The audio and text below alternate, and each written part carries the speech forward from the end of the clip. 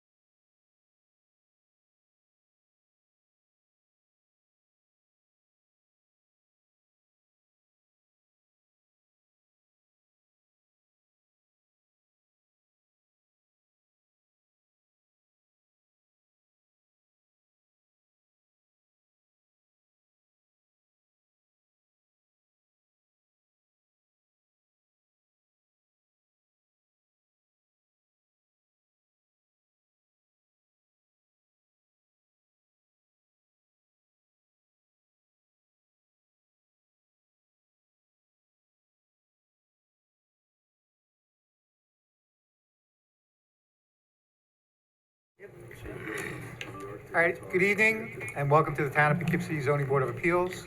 It's May 12, 2025. Could all please rise for the Pledge of Allegiance. Pledge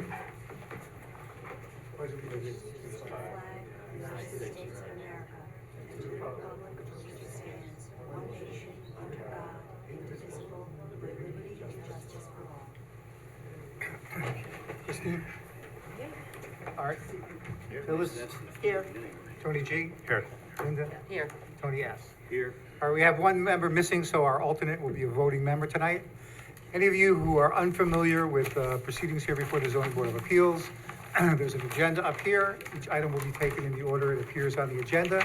The applicant will come forward, will be sworn, and will describe their application. There may be some questions from the board. After that, the public is invited to come forward and make any comments about the application that they wish. Likewise, they'll be under oath, and I suspect that there'll be some comments tonight, so to keep it moving, I'm going to limit comments to 3 minutes. Okay? With that, go to the agenda. Item number 1 has been adjourned till September 8th, I think? Yes. September 8th. That brings us to item number 2, 7 Andrea Drive. Is there someone here?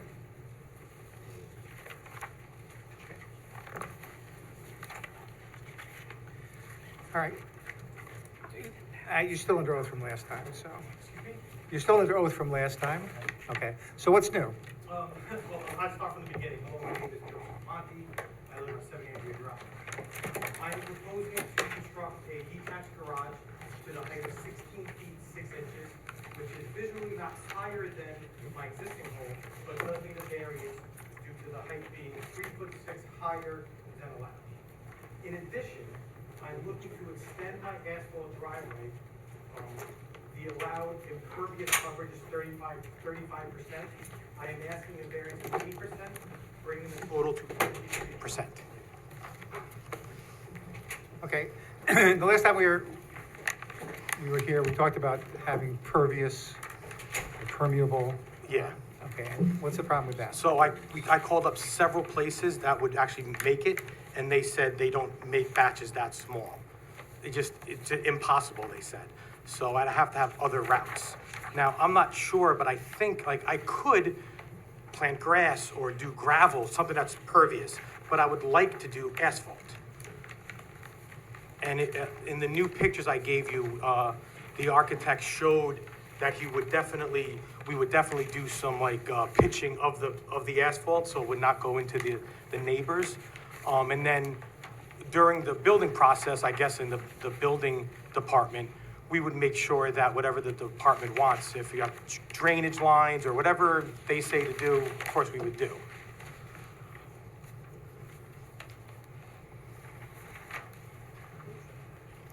And have you had a topographical survey done? They show exactly. Like elevations? Yes. No. Okay. No, but it would be, the driveway where it would be flat, but then we would pitch on the sides of the asphalt so it wouldn't go. And then I do have, between my fence line and my neighbor's fence line, there's probably about 6 feet of grass. Okay.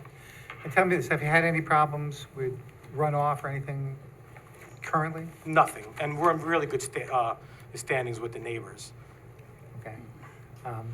And the retaining wall that's there, Yes, sir. would that stay there or would that? The retaining wall dividing the backyard to the front? Yes. We would remove that, and then we would put fencing and a gate. So visually from the road, it would look different because we wouldn't have a retaining wall, but I would still have a fence up so you wouldn't see the backyard. Okay. All right, I don't have any questions. Christine?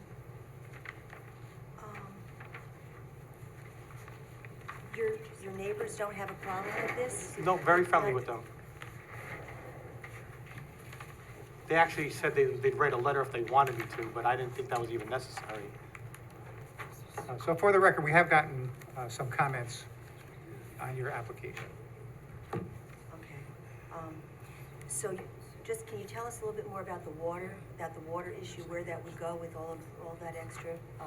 Well, we have on the proposed garage, we would have downspouts. If need be, the front downspouts that would go into the driveway, we could do several things. I could actually have the downspouts to go angle and go to the back of the proposed garage, and then go into my backyard and flow there. We could do piping and go and bring it all the way down to the front of the house. I'm willing to do whatever it takes. Or we can, or allow it, I pitch it so the water just flows down the driveway.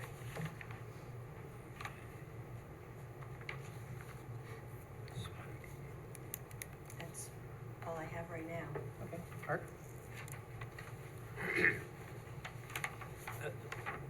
Correct me if I'm wrong, but I thought that this piece of property was lower than the driveway.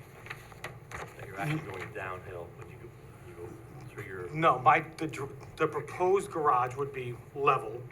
The existing garage would be the same height as the proposed garage, and then after that, it pitches down to the road. Don't think I fully understand. no, I'm just thinking, I thought that it pitched the other way, but I could be wrong. So tell me again why you need something this massive, and this is bigger than your house. Well, well, right now I have 8 cars, and they're my hobby. I don't have places for them, so for the longest time I've been storing them in different places. And my dream is to retire and tinker in my garage. And so I have a garage to park my regular car. My wife has a garage a spot to park her garage. Then I'd have a couple different lifts to have my toys and cars to tinker with above, and I can still walk in access and have my lawnmower in there and things. So I need the lifts, so I have the extra space. So when I want to have my hobby, I could use it, and when I want to have storage, I still have it. So you're gonna be working on these cars there, so that means air tools. Well, Things like not that. anymore. The air tools are antiquated. Now it's all electric. It's all cordless stuff. It's not So- really loud. It's not really When loud. you start cranking out lug nuts and stuff, it's gonna be loud. We all know that. All right. It's gonna be loud. I work on my cars in my driveway now. I don't think I'm not gonna be running a shop. It's just gonna be, the garage will be closed, I'll have air conditioning in there, and I'll be, servicing I'm not building cars, I'm not, doing heavy hitting with hammers, and I'm just upkeeping what I have. I'm not looking to start a business and restore cars there. I just wanna tinker with them. What I already own. And again, my other concern, well, again, this is bigger than most houses in that neighborhood that I've seen. And what's gonna, Okay, I'm sorry. I'm also looking forward, and I don't know, our attorney can have to probably correct me if I'm speaking out of turn, but if you decide to sell and move out of there, the neighbors are stuck with who knows what's gonna go in there. Okay, You're maybe not gonna be there when I'm- forever. I mean, I hope I stay there for another 40 years, but yeah, maybe in 40 years, I guess. I don't know, it's just, okay. We can It's just condition it wishing. on that. Huh? You can condition it on him being here 40 years. I won't be here 40 years, so- It's a 4-car garage that is just a little higher, and, it's not, I'm not asking to build an 18, it's just a 4-car garage that's a little deeper, so I have room to store other stuff and work around. And in the 4-car garage, I'm putting lifts. So, yeah, there are, some of the newer homes have 3-car garages. I don't have a garage in my house now. It's not a garage. It's when I finished my basement, we used that space up. So I don't have a garage. So really, it's a 4-car garage, but I'm using every space available to put lifts in to use that space. So I look at it as a 4-car garage. I don't think I'm building something. It's bigger than maybe your average, but it's not. It's too small for me, I should say, too. Okay. May I ask you one more question? Is the garage larger than your house? No, square footage wise? Yeah. No, It's not. no. How big's the house? How big's the house? The house is, with the finished basement is 2,600 square feet. How big's the garage gonna be? I could do the math right now for you, because I know we did it before, but I forget. Would you like me to do the math? Just got here, so it's almost 2,400 square feet. So it's a little smaller. So they're about the same size, Okay. about the same size. Anything else? No, that's all. Your turn. So the garage is gonna hold 4 cars. No, it'll hold more than that, because I want lifts so I could have. So, but maybe at one point, let's say it's snowing out, and I want to bring all the cars inside, so maybe I'd have 8 or 6. But normally, probably I'd store about 4. Off the premises. No, 4 in the garage, and the everyday cars just in the driveway. My wife's car, my car. I wouldn't bring that into the garage unless with bad weather out, store it.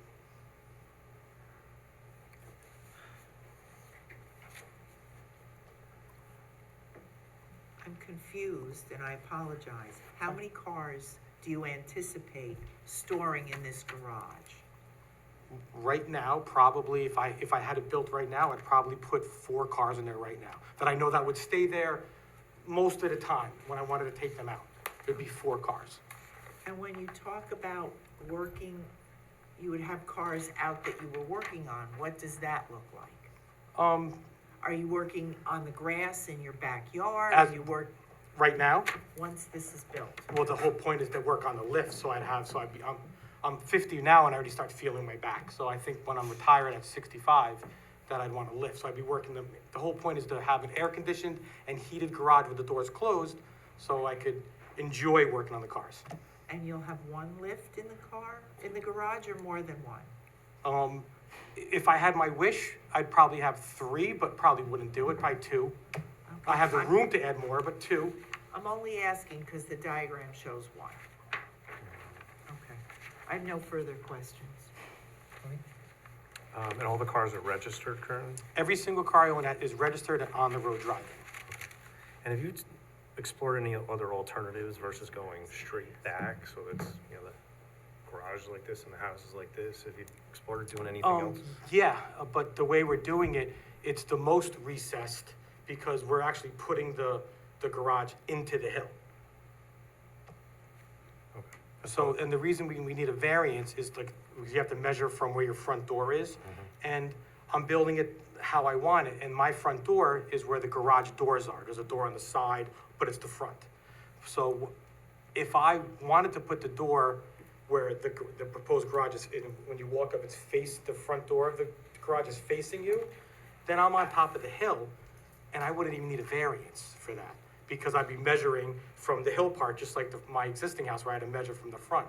But I don't want that, because that would take up more space, because I'd have to walk down. I'd have to put a landing in once I go inside. So that's why I'm trying to ask for a variance to go higher, because I want the garage doors in the front, and that's where I'm measuring from. Okay. That's all I have. Thank you. Have you looked at other alternatives for storing your cars and working, like a shop that you can rent a part of, or? Yeah, I'm doing that now, and it's expensive, and I don't want to have to get up and drive somewhere. This is all about like when I retire. You know, it's not going to be a business for me. I'm not working on other people's cars. This has just been my dream since I was a kid, to build a nice garage and have a lift or 2 and work on my cars. Well, you know, like my vacations are taking time off and going to car shows for a weekend, you know? So right now I'm doing that, but I'm going to other places that I'm renting, and it's getting expensive. Is there any way you can lessen the amount of lifts? Or Could I? make it smaller and still be usable? Well, I did the math, and that's kind of, if I had to put everything I own at one point, if there's a big storm coming, I could put everything in, and, you know, that's kind of the size that I want, or need, I guess. Because I'm using it also for my regular garage, so there's gonna be the lawnmower, there's gonna be my snow plow, there's gonna be my plow truck, there's gonna be, you know, so at the same, my wife's car, my car, and at the same time, I'd like to have a little area for my hobby. Nothing else you, Tony? You don't plan on working on any cars other than your own, I presume, right? Absolutely not. Trust me, I have too many of my own to worry about. I'm not gonna worry about anyone else. This is not for any type of profit or business whatsoever.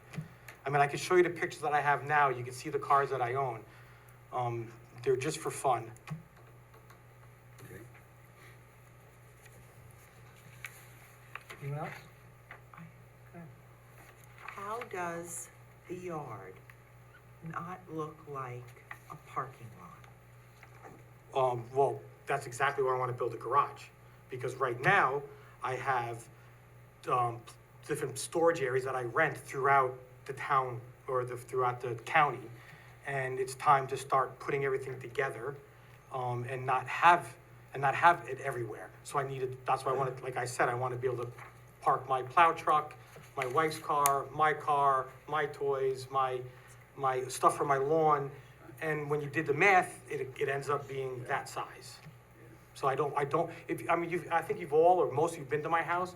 I don't have a mansion, but I keep it nice. I manicure it, I make sure it's nice. I don't want to have that type of house. And I don't want to have that type of ugly looking, massive. That's why we're putting it into the hill. That, like you were asking about the angle, how could I build it differently? We purposely did that. It's more expensive for me to build it into the hill. But I'm trying to make it low profile. It's, the height of my garage is only gonna be a couple feet higher than my gutter in my existing house. It's low profile. It's not, doesn't look massive. It's basically a story and a little bit more than a little less than a half, story and a half. But it's cathedral ceiling, so you think it's big, but it's one regular story plus another. You're saying that doesn't look massive? Well, it looks big in the picture, but if you look at the existing house, it only comes up to the gutter. It's the same size. If you split up my house and slid in my garage in the same spot, the garage would be lower by 5 feet, 6 feet.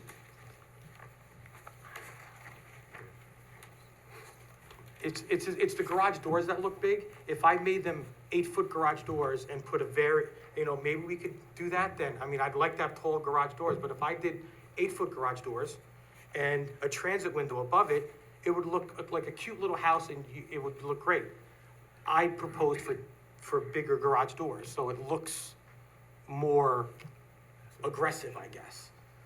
I mean, if that's an issue with the garage doors, then I could do 8-foot garage doors and put windows above it and it'll look like a regular garage.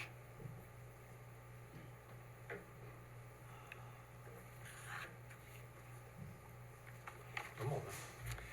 Can you point us to anywhere in your neighborhood that has a similar sort of situation? Well, I live on Andrea, which is, Coburn is how you get to Andrea, Coburn. Coburn's a half circle. Andrea cuts across it, so it's like the letter A. I live on Andrea. There is one house that has, I've been to the house years ago. He was a guy into cars. He had a garage. I don't know how big it is, but it's big. But it's in the back of the house and you really can't see it. But I noticed it because I saw a gas pump outside and that's the sign of I'm a car guy. He had a gas pump. So I walked down and we talked. So he has a pretty big garage. I think he sold it. But, so I know at least one that has a nice sized garage, detached, that I think even has a lift in it. When you say nice sized garage, how does that compare to the size of the house on the property? I don't, the existing versus his, I don't remember to be, Okay. Do you remember the I'd be number on guessing. Colburn? Excuse me? Do you remember the number on Colburn? No, I could get back to you on that. I could drive by and take a look at it. And I don't know the new owner. I don't know what they did with it, but it was there 10 years ago. I have 2 questions. Okay. You mentioned you saw a gas, at the other house, a gas pump. Are you going to have a gas pump? No, I'm not. That's not my style. But a lot of people that have garages that work on cars, they put up gasoline, signs, or an older gas pump in front. But with my house, and I think I even said it last time, I want to be incognito. I want to do siding to match. I want to do the stonework to match. There's going to be a gate. You're not really going to see anything. And one other question. I imagine you'll be doing oil changes and changing other fuels. How are you going to dispose of those? Well, it's law. Any garage that does oil changes have to accept it. So, I mean, a lot of people do their own oil changes. I still do my own. Not as much in my own driveway, but every once in a while, you contain it and you bring it to any gas station. They have to, or repair shop. They have to accept it. So that's what you do now? That's what I do now. I've been doing that since I was a teenager. Yeah. Thank you. Okay. Let's open it up for comments from the audience. Anyone in the audience wishes to comment on this application? Come on up, have a seat, and state your name.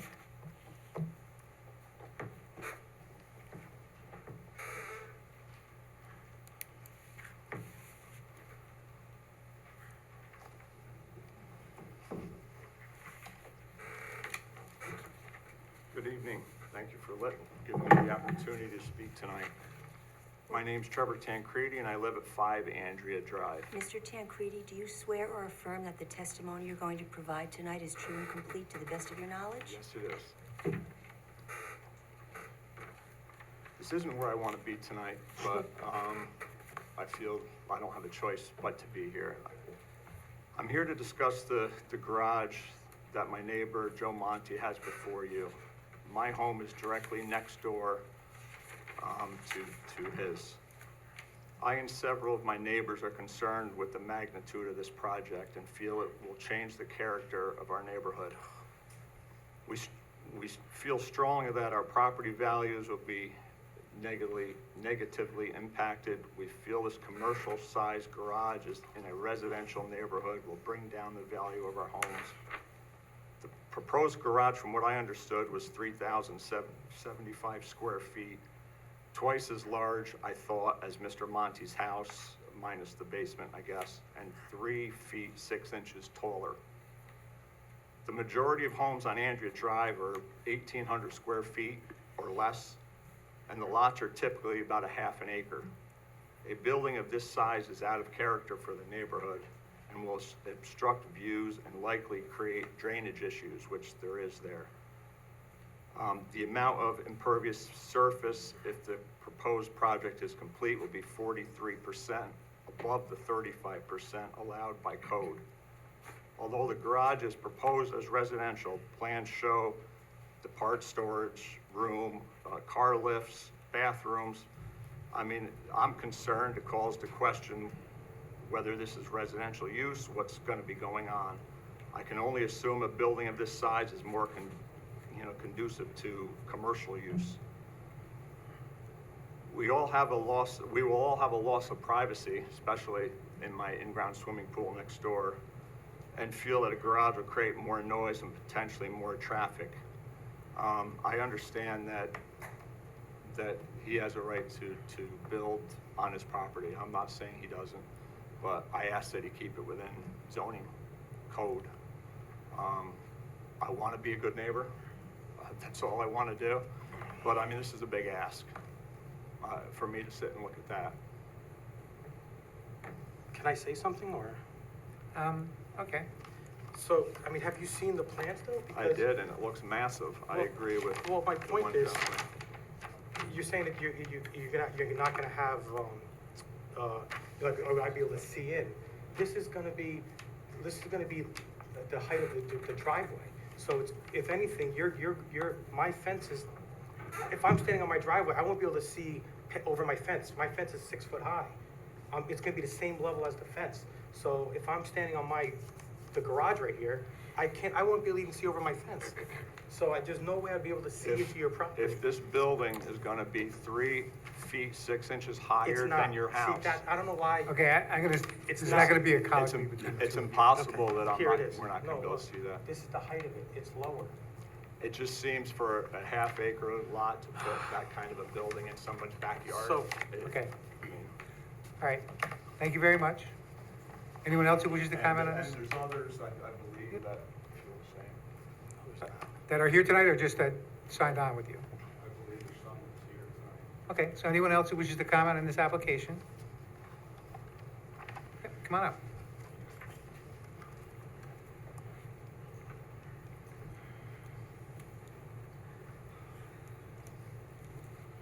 Have a seat and state your name.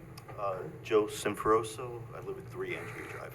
Mr. Simproso, do you swear or affirm that the testimony you're going to provide tonight is true and complete to the best of your knowledge? I do. What are your comments? Yeah, I wasn't prepared to say anything tonight, but I did want to come and listen. I did see the plans. It just seems too massive to me. It actually, and there are codes, and you get variance for codes. If you're 6 inches over something, 6 inches closer to a border than you're supposed to be, it's understandable. But the percentage over on all sides of this, the size of it, the pavement, all that stuff, the percentages over the codes, it's excessive. So I just don't see how. I think he could, I understand his hobby. I think he could build something smaller and do something a little different and be within code, and it would fit the neighborhood better.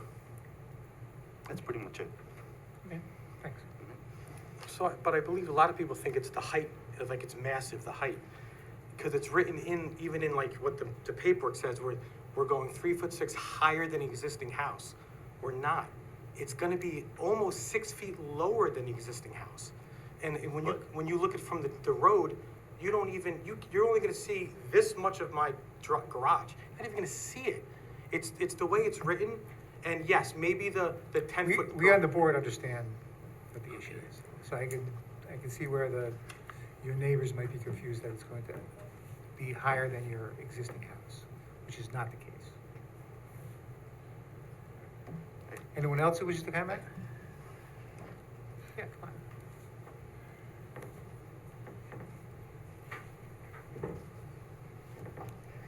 Good evening. My name is Roger Connor. I live at 53 Colburn Drive. Mr. Connor, And do you swear or affirm that the testimony you're going to provide tonight is true and complete to the best of your knowledge? yes, it is. While I'm sympathetic to the neighbors on Andrea Drive, there was a question asked earlier about similar types of garages in the neighborhood. And I happen to live right next door to the garage that you were talking about that has, it's a standalone separate garage, two-door garage with, at the time that it was built, the original owner put a huge Gulf Oil sign on the front of the garage, similar to the town of Poughkeepsie logo sign behind you. And there was concern about runoff, and we worked that through. But bottom line is that ultimately, that garage added to the property value of that home and lifted the property values of the home in the surrounding neighborhood. It was actually a positive addition to the neighborhood to have a structure like that. And what's the address of that? That would be 55 Colburn Drive. And how does that garage compare in size with the principal house? It's a good sized garage. It has a double, I would say, wow, it's probably at least 50% the size of the house. It's one of those Amish pre-made garages that was ordered and basically built in a couple of days. The quality of it is very, very good. It has, they did extend the driveway to reach the garage. And sympathetic to the neighbors nearby, I had the same feelings that they had. And ultimately, it was proven to me and demonstrated to me, and I bought into the process because it was a quality piece of construction, and it has not had any detrimental effect to the surrounding homes in the neighborhood. And when was that built? I gotta say, it was probably built about 10 years ago. Okay. Thank you. And now I'll go back into the back room there and work the cameras. Okay.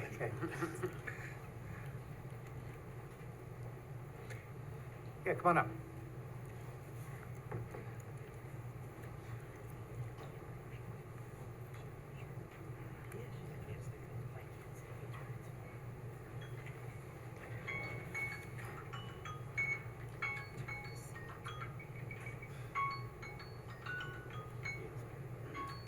How you doing?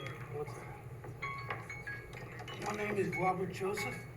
Mr. Joseph, do I've you, been in my house for almost 29 years. Hang on just a Hold second. On 216. Hang on just a Hold second. on. okay. Mr. Joseph, do you swear Okay. or affirm that the testimony, Hang on just a can second. you, And listen to this young lady over Oh, here. okay. do you swear or affirm that the testimony you're going to provide tonight is true and complete to the best of your knowledge? I'm sorry. Do you swear or affirm that the testimony you're going to provide tonight is true and complete to the best of your knowledge? Oh, yeah. Okay. Okay, all right, then go ahead. Anyway, so my property kind of butts with yours, the corners, okay? Backyard to backyard. Backyard and then mine, okay? Man's property is his man's property. He can do what he wants, as long as it's legal. My problem is that I see houses change all the time. And they go up and they go up and they go up. All right, I grew up in New York. It changes the whole neighborhood. And I'm also worried about the ground because everything comes down to me. The water. Because I'm like this and it comes down to me and my property is hilly. Do you have a problem now? Excuse me? Is there a problem with runoff now? No, there's no real problems, but I'm worried about, because I know in the back of that property, from his property all the way down just back in Kill Road, at one time, there was a stream. Okay? That's what two of the previous owners had told me. So I'm worried about that. I'm worried about the height, but you're changing the neighborhood. You know, it just, I don't know if it's gonna fit in or not. That's my main concern, all right?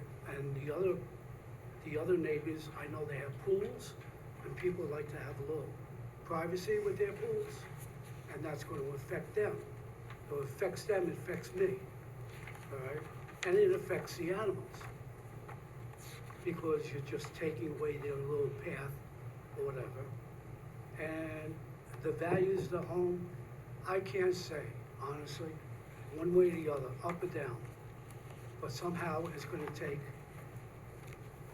a change. And that's my only concern. The gentleman here, I know him well, very nice neighborhood, never had a problem. It's just the property that I'm worried about and the change. And of course, you, ladies and gentlemen, know about the change that Poughkeepsie has had. Too many people, too many cars, too much crime, too much of everything. So I think we need to keep the neighborhoods a little more family value kind of looking. You know, people want to move in, they don't want to move into a big, you know, garage, and then they're gonna say, well, maybe the next neighbor's gonna do that. It's just an overflow of the waterfall that never ends. Okay, thank you very much. That's all I have to say. All right. Anyone else who wishes to comment on this application that's in the audience? Anyone on Zoom that wishes to comment on this application? Either raise your hand or unmute yourself.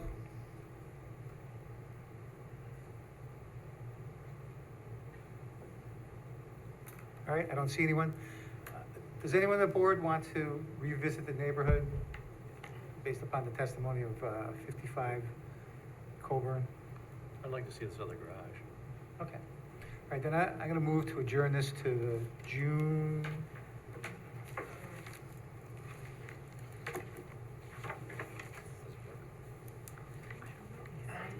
9th? Okay, I second that. Second that.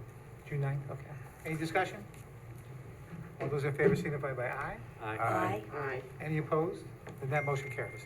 So we're gonna revisit the neighborhood and take a look and see if we can find any other similarly situated things similar to what you're planning to do. Okay, so June 9th, June 9th.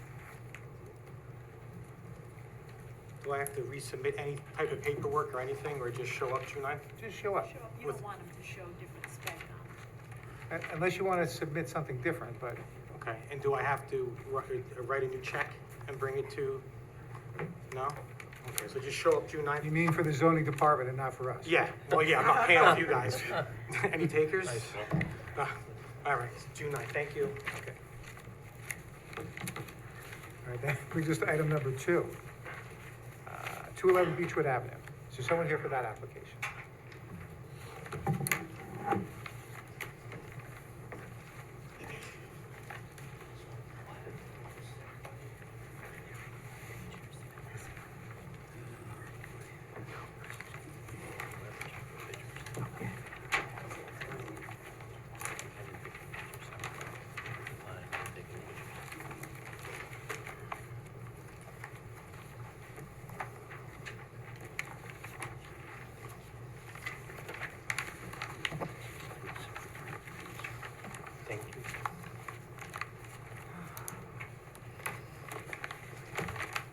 Is it different than?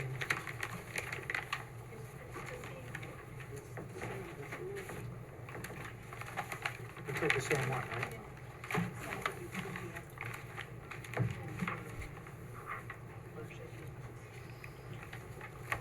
Do you have any?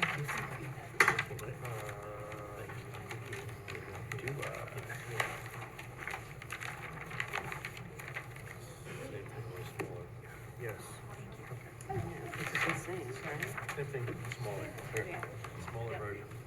You need it. I had asked for pictures of the commercial vehicles. Thank you, Sonia. Yeah, and Penny. All right. All right, you can state your names. Yeah, my name is Pete McLaughlin. Penny Pagliaro. You were here last time, Yes, we were, both of us, yeah. so you're still on the road. So last time we asked you to come up with some alternatives, Right. and I see you submitted a couple different site plans. Now, a couple of questions I have. My recollection and my notes indicate that you have 8 residents, clients? Correct. Clients or residents or? Residents. Residents, okay. And you said it's one-on-one care? Okay. But you're only looking to have parking for 4 cars? Correct. So do you have staggered shift changes? There's 3 shifts. I'm sorry? There are 3 shifts, and during the Right. day, they go to a day program, Monday through Friday. Okay, but do they stagger or does everybody change shifts at the same time? No, everybody changes shift at the same time. Okay, so you would would you have typically 8 cars when all your residents are there?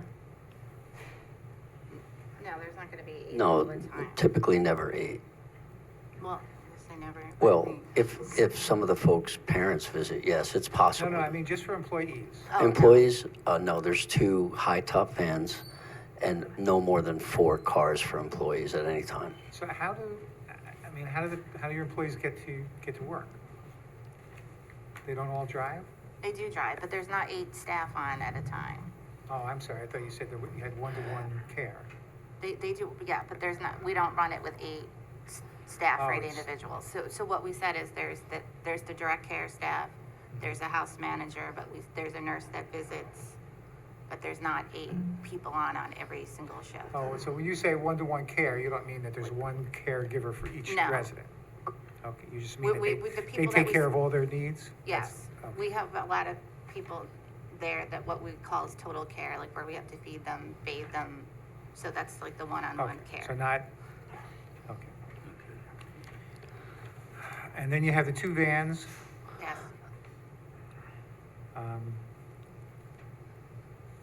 So typically, how many employees would you have working?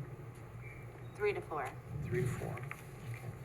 So there have been some videos and photographs that have been submitted that are part of the record, or Yes. will be made part of the record, that seem to show more cars than that. Can you help explain that? Like I said, depending on what it is, there's a nurse that comes, we get deliveries, there's people who come we have cleaning people that come as well. There's different things that go on in a course of a day. So tell me how many cars you expect during the course of the day that would be there, and how these 4 spots accommodate that. Well, it's typically always 3 to 4 for the employees, but there can be more if we get visitors, which nurses and parents come and visit, but they're not during the day. They're typically at night, never in the morning because they're getting out to day hab in the morning, so we don't get visitors. And then in the day, they're at day hab. And in the evenings is when we would probably typically see more than just the employees' cars. Okay. And if I may remind you from last time, the 2 high tops have to stay in the main driveway for emergency services. We can't have folks, employees and staff moving cars in case of an emergency. So that's why we need the additional parking.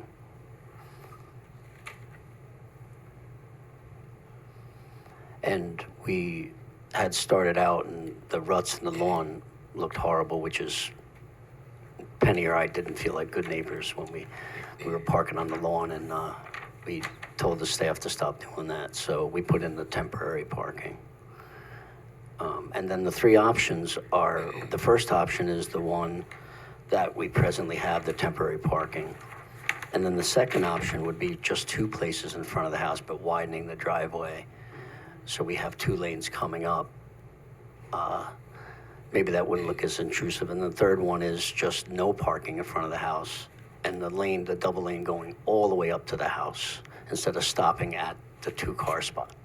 So we have a 4-spot parking area and a 2-spot parking area, and then the third option is none, a double lane all the way up to the house, which the staff would have to parallel park and be careful with the high tops coming in and out. It's kind of a Do you think the van lot. drivers are capable of backing up with next to the cars? Do you want my real answer, or? Yeah. Yeah, there's going to have to be some training. We do have the backup signals. By the state requires that. That's one of the contentions of the neighbors, but there's nothing we can do about that. Let me ask you this. If you had some parking that exists now, but you also had extended the driveway, have parallel parking alongside the driveway, could your vans drive in frontwards and then just back into the existing, with your temporary parking spot now? And then still be able to get out?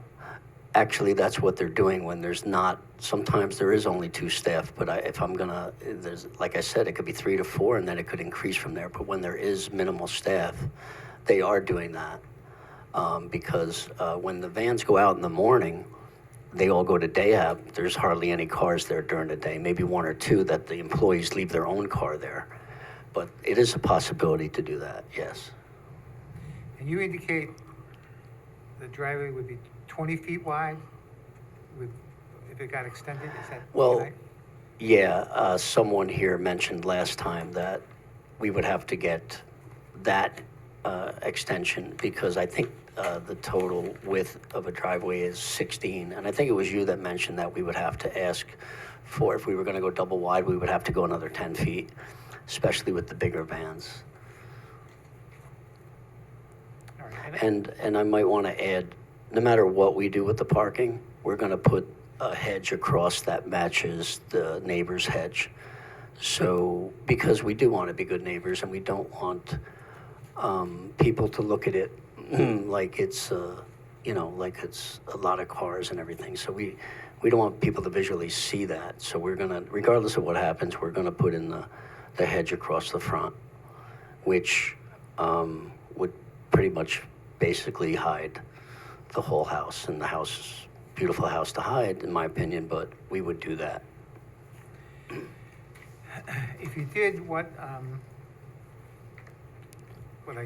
was just suggested, to extend the width of the driveway and then allow the vans to pull in frontwards and then back into the temporary parking spot, does that open up any parking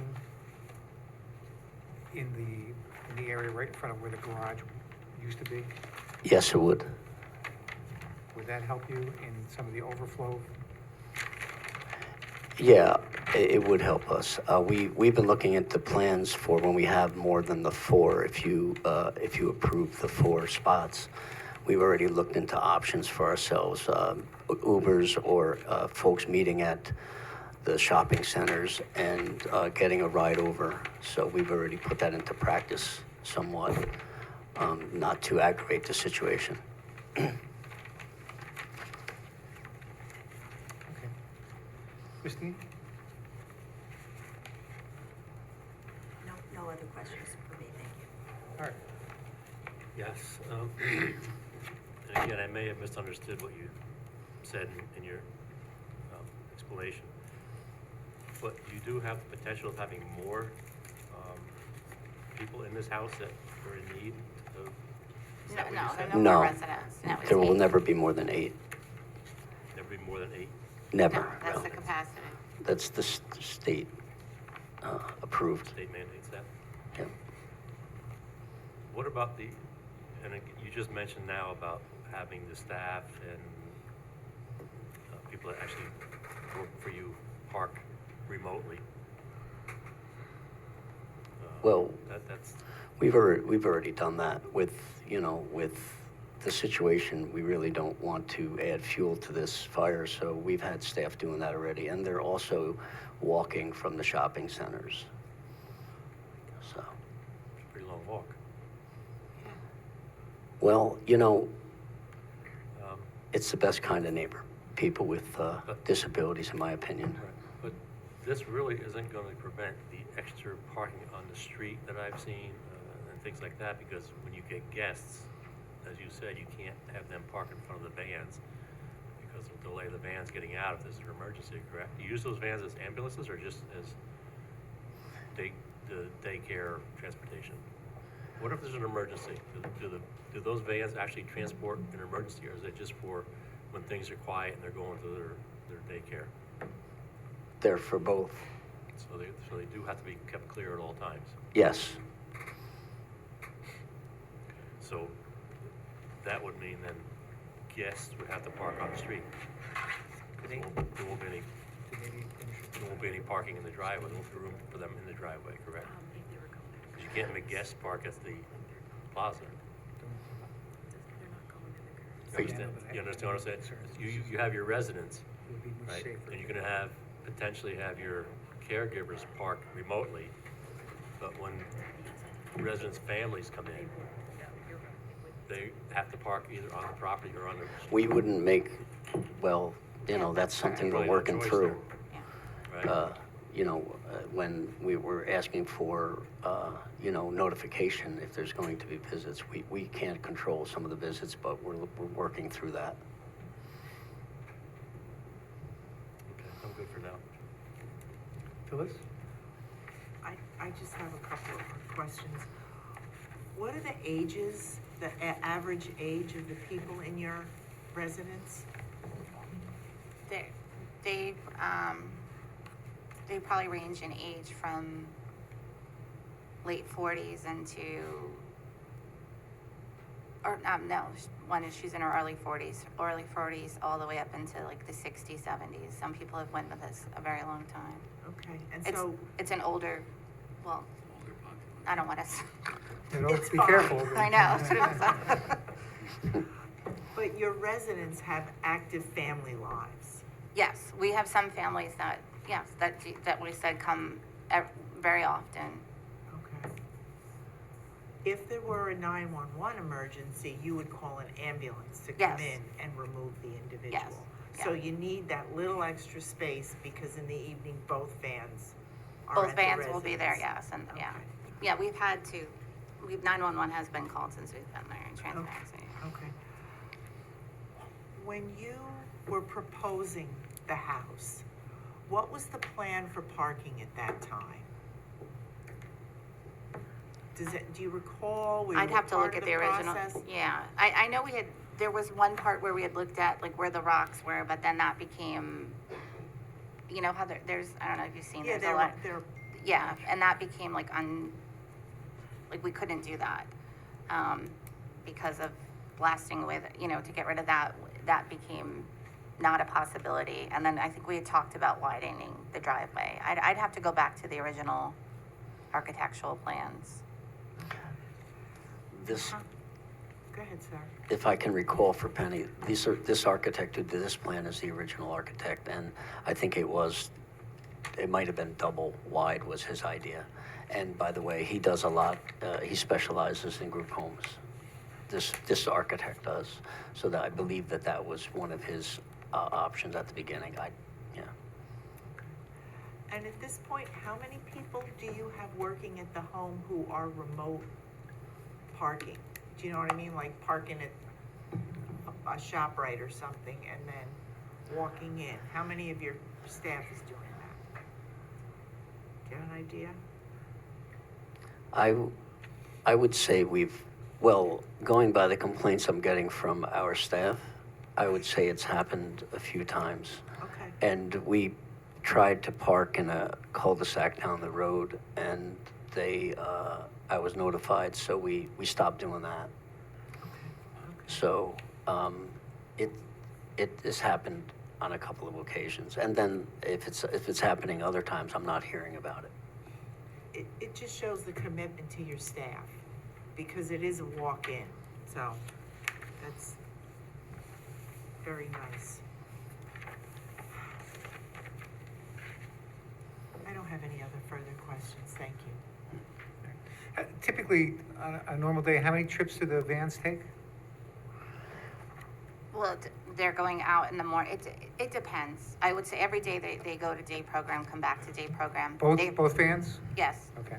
They also have the same, we use all the doctors in the community, So typically, how many trips? I would say a few, between going out to program, if they go out in the evening, if they have a doctor's appointment. At least 2 in the morning and 2 at night, at Yeah. least. Okay. All right. Tony? No questions. No questions. Tony? All right, a couple of things. On your staffing, do you run like 3 shifts or 2 shifts? How do you staff, and what are your hours on that? So during the week, when Monday through Friday, if there's not a holiday, they go to day program, and so that's a shift. So it's a 7 to 3, a 3 to 11, and 11 to 7. Okay. That's- All right. Now, another thing that has come up in some of the things that we've been made aware of, obviously you need backup alarms for those vans. I Yes. don't think, and I agree with you, there's no way of getting around that because you need it for safety purposes. You don't want to run somebody over. Are there any restrictions on what hours of the day, barring an emergency, do you stop using them at a certain hour of the day? Yeah, I would say by 8, 9 o'clock, everybody's. 8, 9 o'clock? Yeah, at night. At night? Yeah, I wouldn't imagine, they're not, like we had an event a couple weeks ago where the event went till 9 o'clock. It was at, Curry Estate, so that went till 9 o'clock. They came home after that, but I mean, it's not like during the week they're going to a lot of different things, but yeah, I would say.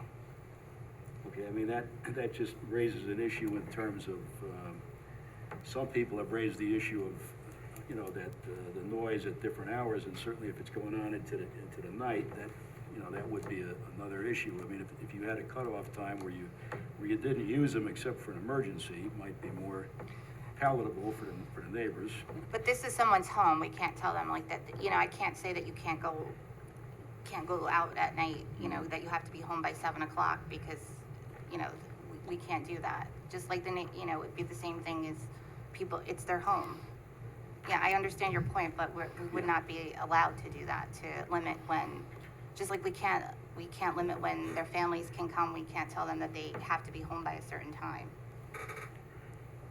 Okay, and then just another thing that comes to mind, which also I think was raised by some of the neighbors, on the one side where the 2 vans park, it seems that your property is elevated above the adjacent property by several feet.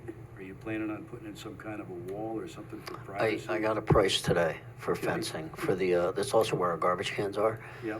It's prohibitive, the cost prohibitive, but we're already into this thing to please everybody, so, I mean, it is what it is. We're gonna put up some sort of barrier. I don't know if it'll be the price I got today, but we plan on doing something, yeah. All right, because that's yet another issue, particularly if some, stuff on your site blows off or washes off onto somebody else's. Definitely gonna take care of that. I agree with the neighbor with that. Just make sure you get a permit. I'm sorry, I didn't hear that. Make sure you get a fence permit. Yes. All right, I have nothing else at this point. Anybody? All right. Anyone from the audience who wishes to comment on this application? Okay. Why don't you come up, grab the microphone? Come on up. He's gonna stay here? Yeah, but you grab that microphone. Okay. Turn the switch on. Okay, state your name. Nick Matsakis, I was here last time.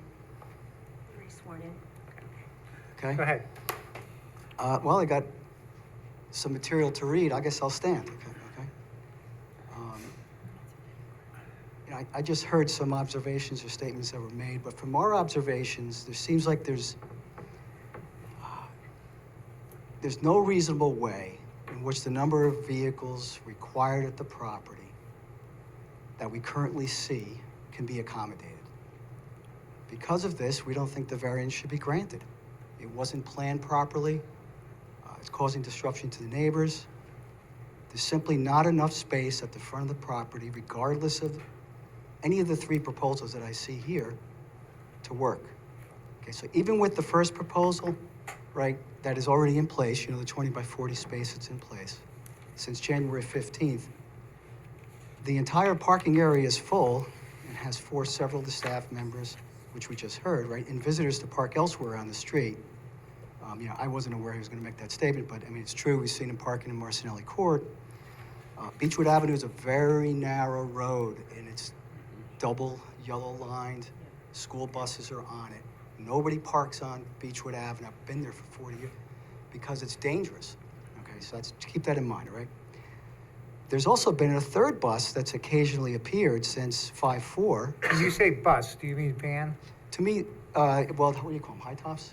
Yes. Yeah, the high top vans. Okay. And I'm just going to say this now, even though it wasn't here. The backup noise is very loud. So speaking to someone I know, they said more modern technology does not require, with a backup camera and automatic stop, more modern buses that, I don't know, I'm not an expert, don't have as loud a noise. I don't know what the New York State requirements are. I'm just going to make that point right now. So, it would be nice if there could be some accommodation for that. But let me finish what I was going to write here. So we've seen as many as 14 vehicles at a given point in time. It was brought up last time, and Mr. McLaughlin said it was probably during construction, which it wasn't because we have the date. We have the photographic evidence of that. 5 cars were parked on the street at that time for multiple hours on March 24th. At the same time, it was well after construction. Okay, I just said that. So on April 8th and 11th, only a few days after the last session where we were here, right, cars were again overflowing onto the street, and my wife's going to talk more about the photos that we've presented, so I'm not going to go into too much detail with that. So the addition of more parking spaces will intensify congestion, particularly impacting school buses, the safety of children, residential traffic. The buses, the high tops, frequently back into the driveway, emitting a loud and piercing beeping sound, entering and exiting the premises during the day and the evening. I mean, even after 10 o'clock at night. I think it was 10:20 or 10:15 one night. I mean, we're just sitting in our backyard, and all of a sudden that thing, they start backing up. It's very noisy, and sometimes it's like 4 or 5 minutes. I mean, If you could start it's to annoying. wrap up your comments? What's that? If you could start to wrap your comment up? Oh, okay. Oh, you're actually timing me? I only get to 3 minutes? Timed everybody so far. Okay. So in summary, the original variance proposed by CP Unlimited, that's effectively in place. It's just not going to work. We don't see how it's going to work, okay? Even with the additional parking space, this is my summary, okay? Just let me finish it. Okay, all the problems CP Unlimited claims to want to achieve are still present. The buses are still forced to back up regularly, multiple times a day. I don't know about I heard 2 or 4. We see a lot more than that. Okay, and there's still insufficient parking for the staff and visitors. This creates undue disturbances, including noise and traffic. It exacerbates flooding in the area because it's going to have more parking. It's a high flood risk area. Beechwood Avenue floods today. Okay, just so you're aware of that. Proposes daily safety risks from our perspective. Again, we have photos of people directing traffic and people going around it on the double yellow line. There may be a solution that addresses all these problems, but we feel it's unlikely as the property seems too small for the 8 residents' needs. The lack of space would have been accounted for when the property was selected for development, regardless of the immediate monetary costs, which we mentioned last time. I'm almost done.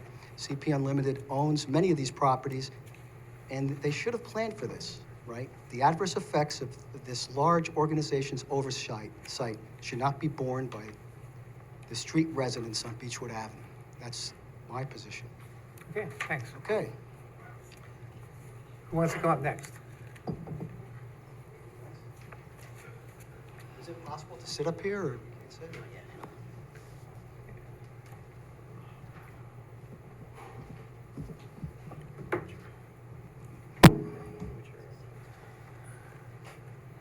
Okay, if you'd state your name?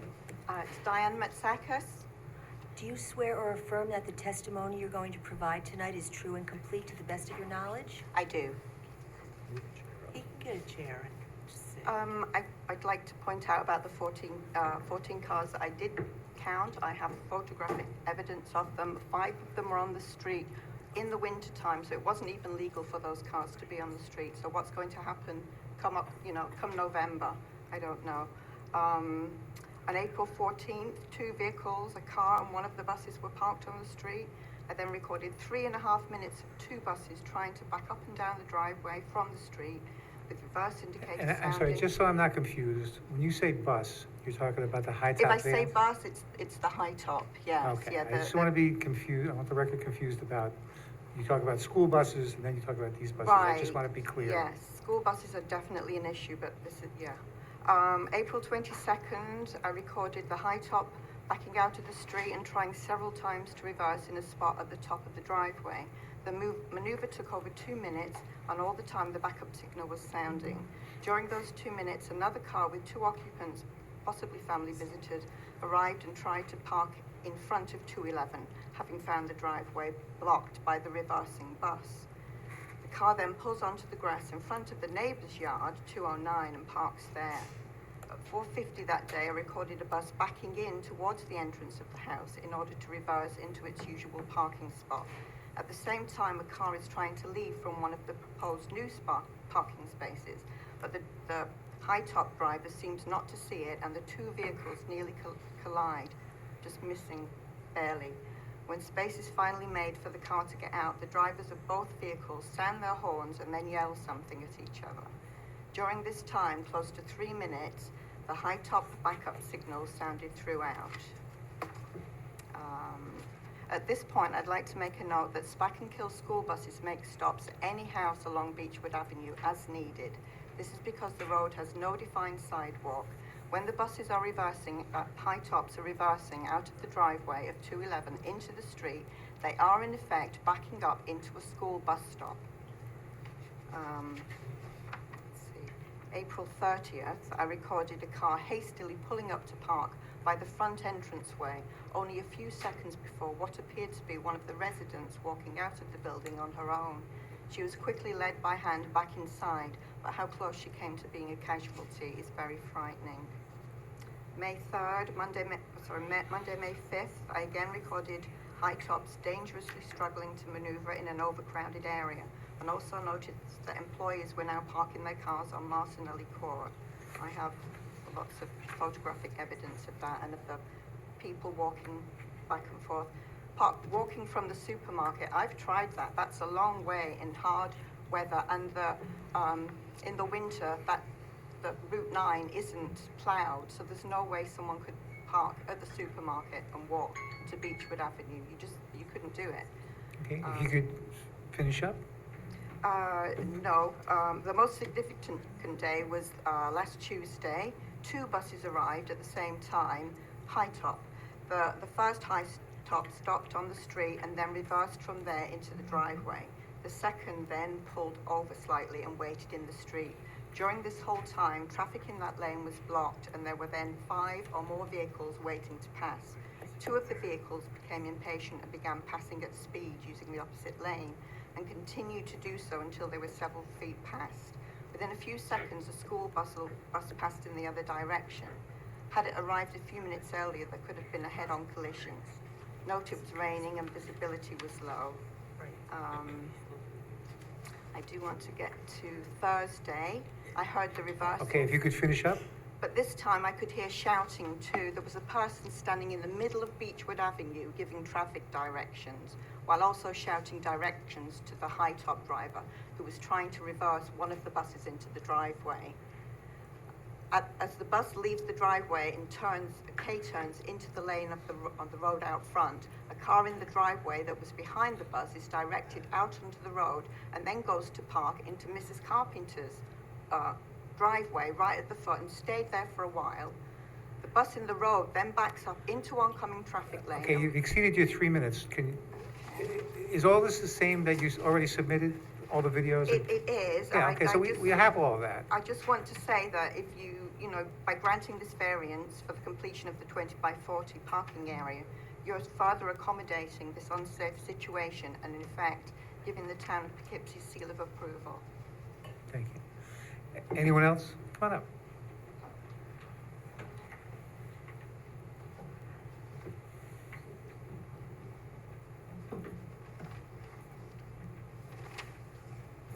State your name. My name is Joyce Garrity. I live at 202 Beechwood Avenue. Ms. Garrity, do you swear or affirm that the testimony you're going to provide tonight is true and complete to the best of your knowledge? I do. All right. Okay. I also submitted a letter, and I don't know if you received it or not. We have? You have. All right. Then, I want to reiterate that we are fully supportive of the organization's mission, but we're concerned about the disruptive impact that this parking expansion will have. And we also recognize that the residents are not responsible for what happened. It's the owners, because this is definitely a self-created hardship. They have experience with other properties, and they knew full well when they bought this property that it had no garage, and it certainly didn't have adequate parking. We, as residents, had no idea how many vehicles would be parking in this place, or that they had plans to put a parking space in front of the house, which, by the way, they utilize already, as if the variance had been already approved. So the burden of this is on the owners, not on us, the neighbors. And we recognize that your duty is to enforce the zoning law and not to make it easier for the applicants.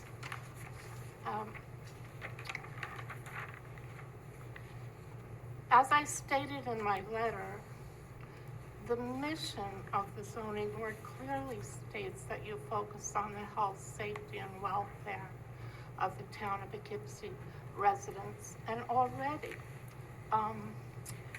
the problems that have been incurred by the number of vehicles on the property and the transportation vehicles, which emit, you would have to hear it to understand that this beeping, irritating, persistent noise, which happens frequently during the day and also in the night, is 7 days a week. There's no let up. So what was a peaceful neighborhood in which you could sit outside in the nice weather, or read a book, or in your backyard, I'm telling you, if you lived near it, it would drive you crazy. And so it is impacting. If you wrap up? Pardon me? If you finish up your 3 minutes are up, so if you just want to finish your comments? Do I have further comments? I allowed everybody 3 minutes. He's saying to summarize. Oh, Your 3 summer. minutes are up. All right, my 3 minutes are up, okay. We just urge you to consider the cumulative impact the variance would have on the neighborhood residents and to reject their request in favor of preserving the community's quality of life. And I do want to say, though, that if the variance is not approved, that I don't anticipate, nor do the neighbors anticipate, that they're going to stop parking all these vehicles, especially the transportation vehicles on the property. Thank you. Okay. All right, anyone else? Actually, the woman behind you put her hand up first.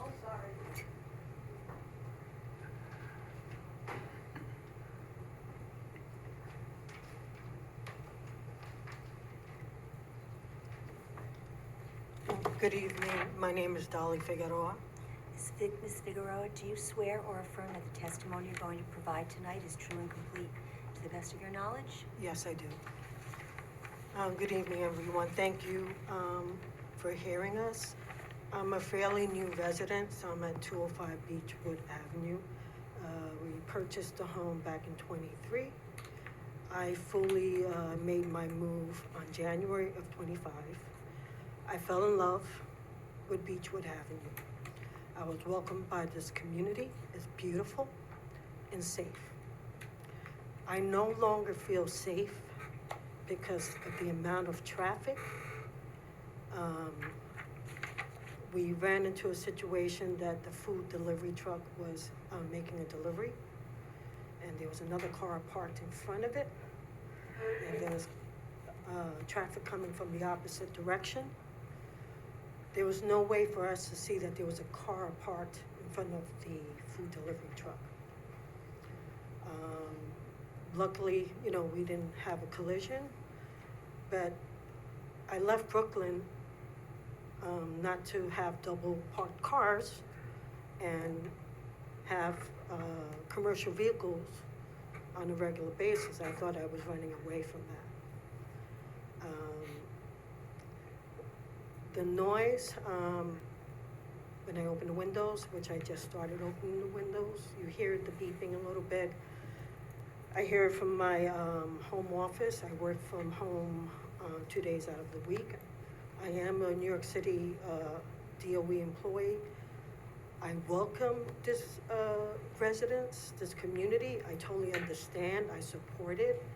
But I think the decisions being made were poor decisions when there wasn't enough space to accommodate all the staff, residents, visitors, deliveries. If you look at the space, there's no way that, I don't know how anyone would have thought that that would have worked out. So it's really disappointing on, they had an architect that had experience with this, thought that this would work. Double wide parking and didn't even investigate to see if the town of Poughkeepsie would allow it. But you build the residence for 8 and made no plans to accommodate that. The town of Poughkeepsie, the residents of Beechwood, are suffering the consequences. The last meeting, it was mentioned that the complaint from the residents was aesthetic. Sure it is. The characteristics of this neighborhood has changed. I'm no longer feeling the love that I had for this street. Okay. Do you want to wrap up your comment? Yeah, I will. Thank you for hearing us, but one of the biggest things that I am concerned about truly is the safety. Not just for the people of Poughkeepsie, but also the residents of 211. I just don't understand how many vehicles can fit in a lot. It's a parking lot. That's what it looks like. And how can that be safe for anyone that lives there? It's just not big enough. Thank you for hearing me. Okay. It's 205. And the other woman? Person? Hi, my name's Gigi. Gigi, do you swear or affirm that the testimony you're going to provide tonight is true and complete to the best of your knowledge? Yes.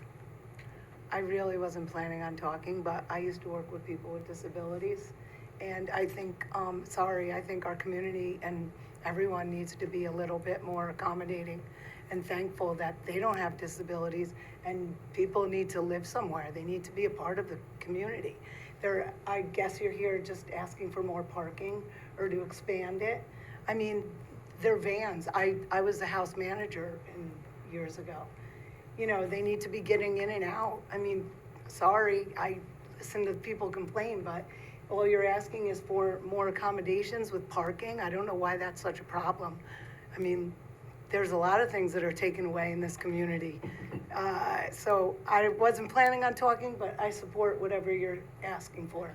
because I have a niece with a disability, and I think most people have somebody in their family at this point with a disability. And I think all of us need to be a little bit more open-minded and think about and be thankful for the people that are working with them on a regular basis. So that's what I'd have to say. Thank you. All right, and just to remind the board and the public that the variance before us is simply about whether they can park in front of the house. Okay? Is there anyone else who wishes to comment on this application? All right, I don't see anyone in the audience. Is there anyone on Zoom who wishes to comment on this application, 211 Beech Tree?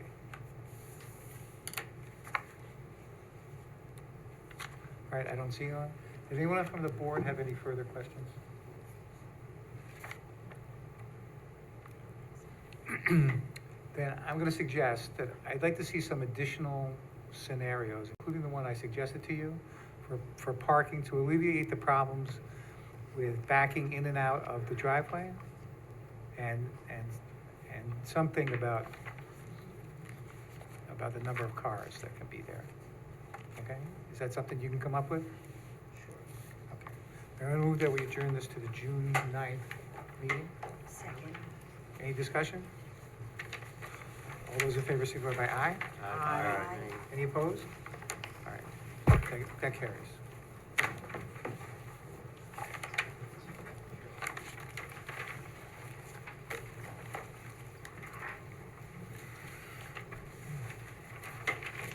All right, that brings us all the way up to number 4, Marist Center, 1117 Marist Drive.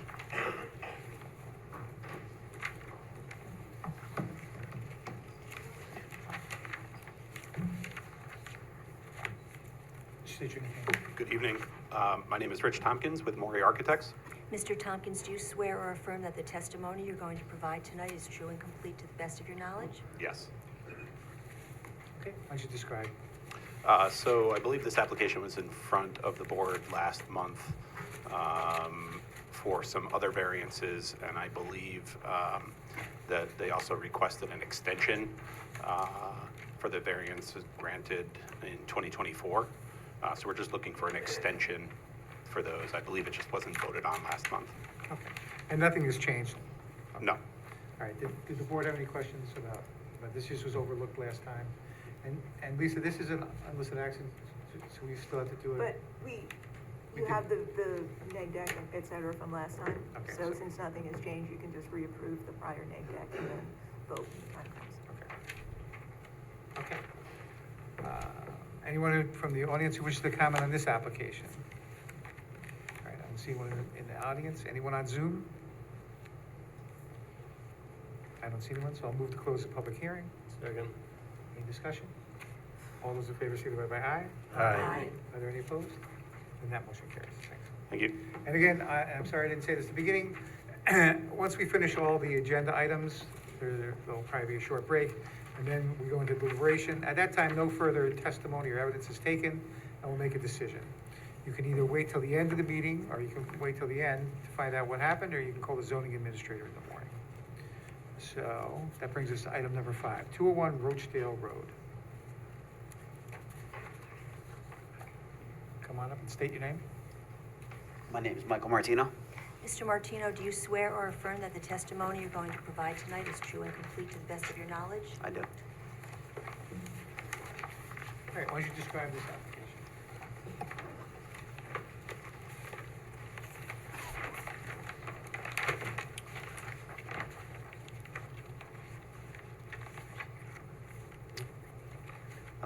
We're applying for a variance for a side yard setback of 20 feet, and the home was constructed 14.1 feet from the property line, and requiring a variance of 5'9". There was previously a variance that allowed it to be 15 foot from the property line, so the house was built by less than a foot too close to the property line. When was that variance granted? It was part of the subdivision. It was part of a cluster Oh, from that, subdivision, not a okay, variance. all right. So it wasn't a variance, it was, okay. And I'm sorry, are you the builder or the owner? The builder. You're the builder? So, how does this happen? I believe one of the survey stakes was moved. The house at 199 was being built at the same time we were building 201. We both pulled off the same property marks. Both houses were proposed to be 15 foot from the property line. Theirs ended up being 16 foot and ours ended up being 14.1. But the current zoning is 20 feet, right? And when did that change? The 15 feet is because it was a cluster subdivision, Yes. so it's not related necessarily to a Correct. zoning change. Yep. and they When you didn't cluster, meet you're 15 allowed to do feet. smaller lot So- sizes, smaller setbacks, et cetera. So I don't- what's controlling, the 20 feet or the 15 feet? Well, because they didn't comply with the 15 feet, now the 20 feet is controlling. They have to come under the current because they missed the, Because, Because they went over the 15. okay. All right. Well, that explains a lot. Christine?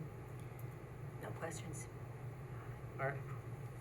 I had the same question I think you had. How did you, wouldn't you have checked the markers, the stakes, to make sure they're in the right place before you build? During construction, we did check the markers several times. We measured from the survey stakes. And then you did an as-built survey that showed, That's when it showed up. Phyllis?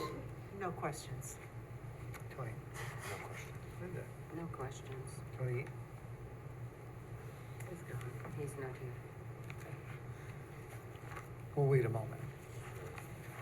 Anyone from the audience who wishes to comment on this application?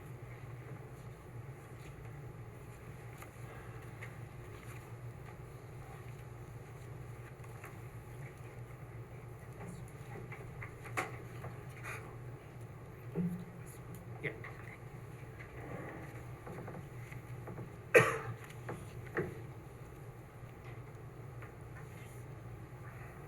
Anyone from Zoom who wishes to comment on this application?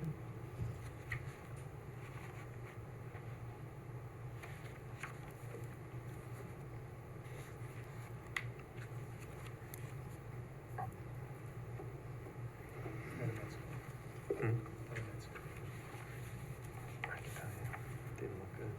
No.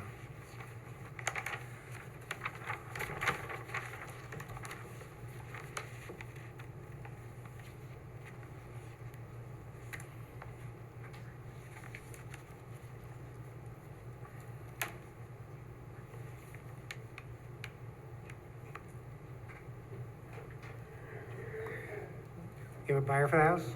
Yes.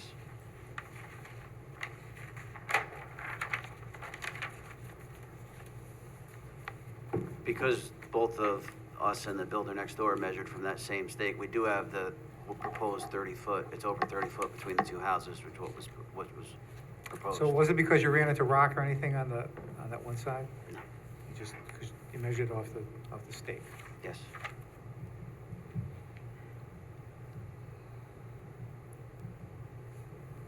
There's still one of the property markers there, and we have, even on the survey, the back of the house is, because the house is turned a little bit, one little spot in the front of the house is too close.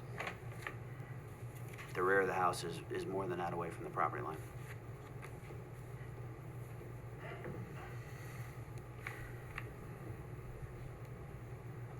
You just went to the bathroom, right? I think so. I think so.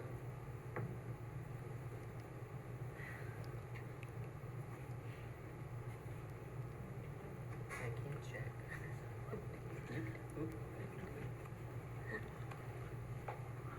All right, you want to check on him? Do I want to check on it? You serious? Yeah, it's okay. Sure. Let me know. Excuse me.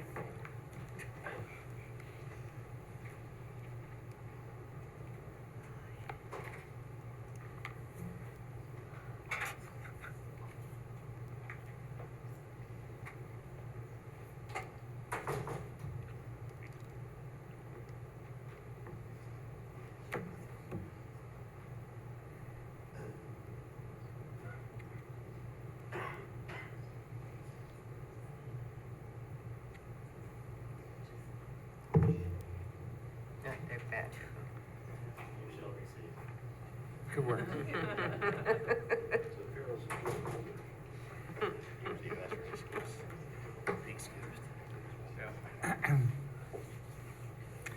were you here for any part of this application, presentation?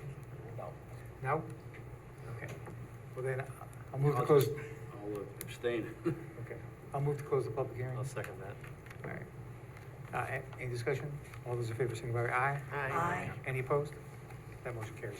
And again, you can wait till the end of the evening, which may be kind of late, or you can find out tomorrow. And there's a request that we could take a short 5-minute break. Perfect. I move that we adjourn for 5 minutes for bathroom break for board members. Is there a second? Second. All right, any discussion? I'm gonna stay All those in favor, signify by aye. Aye. Any opposed? That motion carries.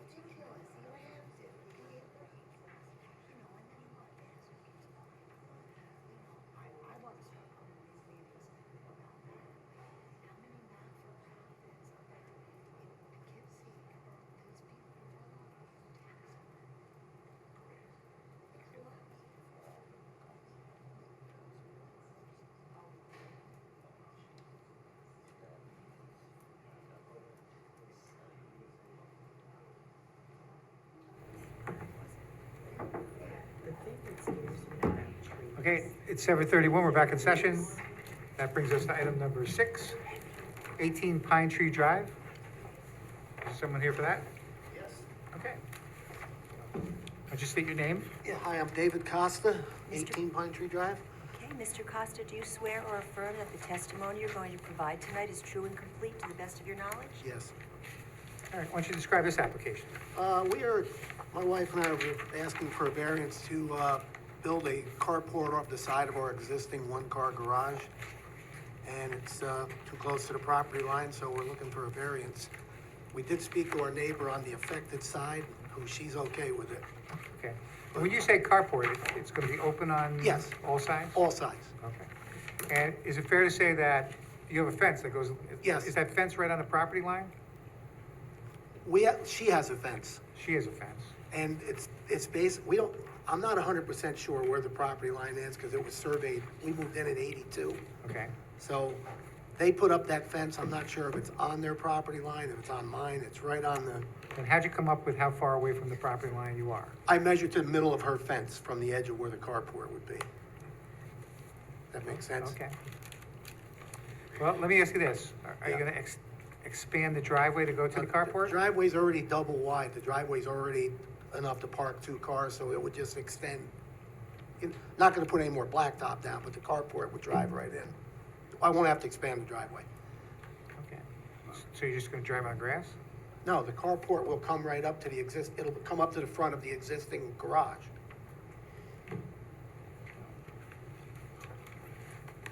Am I not explaining it correctly? I'm trying to, My recollection was that the driveway comes up to the existing garage. right. So how are you going to get into the carport? The driveway is double wide, so it continues past the original garage, 2 cars wide.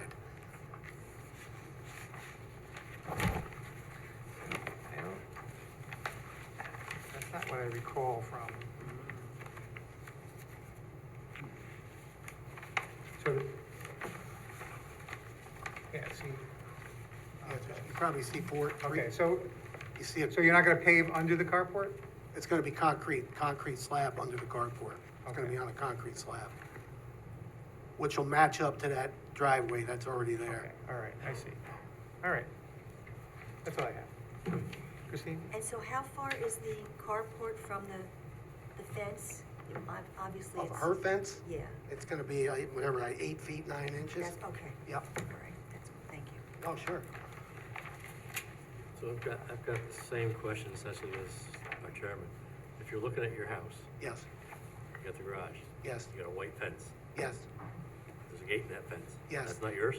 The white fence is mine, yes. Okay, so you're going over to the gate roughly? Yeah, To the edge of the gate or Yes. to the edge of the? the far side of the gate. So the gate will kind of sort of be under the, through the So- carport. Okay, so that remaining 4 feet of fence or something is just gonna be the buffer between you and, Well, it's a full section of, 8-foot Is it section of is it fence, 8-foot then section? plus some ground, but yeah, okay, yep. okay, thank you. Phyllis? There's a garden on your property near where the carport is Oh, gonna end. that strip there with the Yeah. peony in it, yeah, Is that yours? That's ours. Hers? that's ours. Oh, Yeah, that's okay. ours. Okay, I have no further Yep, questions. thank you. Okay, Tony? No questions. No question. No questions. Either one of you? Anyone from the public who wish to comment on this application? All right, I don't see anyone in the audience. Anyone on Zoom who wishes to comment on this application? You can unmute yourself or raise your hand. All right, I don't see anyone, so I'll move to close the public hearing. Second? Any discussion? All those in favor signify by aye. Aye. Are there any opposed? And that motion carries. That brings us to item number 7, 833 Dutchess Turnpike. Is there someone here for that application? Thank you. Okay, good luck. Hello, everyone. All right, My name Glenn. is Mark Glenn Kuka. I'm representing my father, Besnik Kuka, at 833 Dutchess Turnpike. Okay, do you swear or affirm that the testimony you're going to provide tonight is true and complete to the best of your knowledge? Yes. All right, why don't you describe this application? So the application was the existing deck there, was rotted, and we put it down, and we're just trying to build a new one. Okay. So is it fair to say that the replacement deck is farther away from the side lot line than the We house? extended it. If you look at the back of the house on the left, we extended it. Okay. But regarding the side lot line, is it any closer to the side lot line than the house is? No. Christine? That was my question. Art? No questions. Phil? No questions. No questions. No questions. No questions. Anyone from the audience who wishes to comment on this application? All right, I don't see anyone in the audience. Anyone on Zoom who wishes to comment on this application? All right, I don't see anyone, so I'll move to close the public hearing. Second? Any discussion? All those in favor, signify by aye. Aye. Any opposed? Then that motion carries. Okay. You can either wait for the end of the night or find out tomorrow. All right. Thank you very much, everybody. Okay, good luck. The next is number 8, 1 Division Street. Yes, Okay, why don't you state your So- name? Gavin Bellows. Do you swear or affirm that the testimony you're going to provide tonight is true and complete to the best of your knowledge? Yes. All right, why don't you describe this application? So, during the sale or the sale of the house, we found that the front steps were over the line and the rear deck was close to the property line. So we were looking for a variance of 15 and 5.6.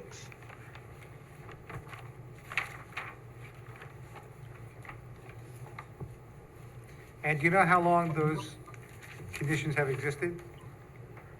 A very long time. The current owners did not do the work. And when you say a very long time, could you give me an idea? 10 years, 20 years? Possibly 94, looking back. It was done between 20 and now. Okay. All right. So it's only 5 years. Not 94. I'm sorry, when was it? I didn't hear what Chrissy said. When was it done? So the porch was there, the existing porch was there, but it didn't, then they bumped out they have a little bump out, you can see it on the survey. That bump out, the porch basically went to the property line, but they moved they added the bump out between 2020 and now.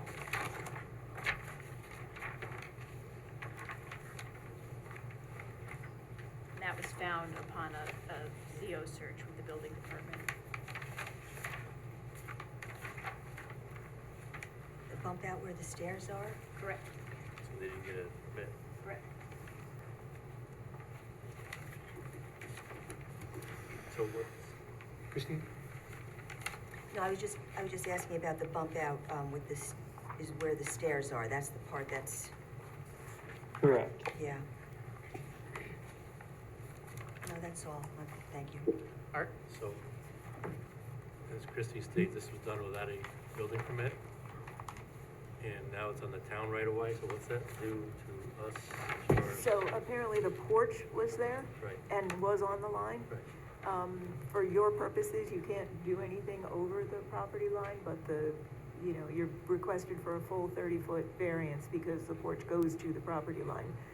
We've heard from the town highway that they don't really have an issue with it, the right-of-way, so, but what's before this board is only the existing porch to the property line and not anything that might extend because you don't have the authority to grant anything that's not on the applicant's property. Okay.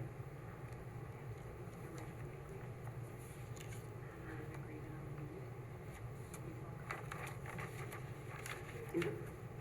They needed a right-of-way agreement. Oh, it's possible that, thank you, for the right-of-way, that the applicant will need to obtain like a license agreement from the town, but that would be a town board thing, not a ZBA thing, in order to continue what they have in the right of way.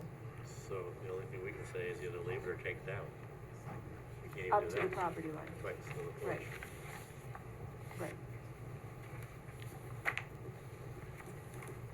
Thanks, Okay. Chris. Phyllis? I have no questions. Tony? No questions. Linda? No questions. Tony? No questions. All right, anyone from the audience who wishes to comment on this application? Come on up. Maybe you'd state your name. Chelsea Delaney. Do you swear or affirm that the testimony you're going to provide tonight is true and complete to the best of your knowledge? Yes, I do. Okay, what would you like to say? And apologies, it was a little tough to hear back there, so if I'm saying something that you already addressed or isn't relevant, apologies. So my husband and I are actually the buyers of the house. We fell in love with this house, which this porch was a big selling point for us as well. This house was built in 1900, like many of the other houses on the block. I don't know if you have any visual aids with you, but if you look at the street, it's very consistent with every other house on the street and how porches are built on the street. Every single house on the street has a porch. Some of them extend even further than our house's porch. So both qualitatively, if you were to eyeball it, you'd probably say they all look the same. Quantitatively, they probably would look the same as well. So it is very consistent with the street. It's not something that looks visually different from any other house on the street. On a personal note, I'm 24 weeks pregnant. We put a down payment on this house in February, hoping to move in as quickly as possible. We used our life savings to put a down payment on this house and are continuing to pay rent in Brooklyn. So we don't have a ton of money to save up to continue doing that and living in that situation as we await for this baby to come. So if there's anything, as a personal plea to everyone here, if there's anything we can do to make the process go as quickly as possible, we would be forever grateful. So on behalf of our growing family, thank you so much for your time. Yeah. Good. Oh, I'm sorry. There's someone on Zoom. Did anyone have any questions of the comment? For the comment? Okay. In front. Good evening, everybody. Would you state your name? Alexis Lee. Mr. Lee, do you swear or affirm that the testimony you're going to provide tonight is true and complete to the best of your knowledge? Yes. I'm here in support of these lovely buyers. I would love to provide a visual representation that she was mentioning. Is that something that I can share on Zoom? You can, but again, you're limited to 3 minutes, so. Okay.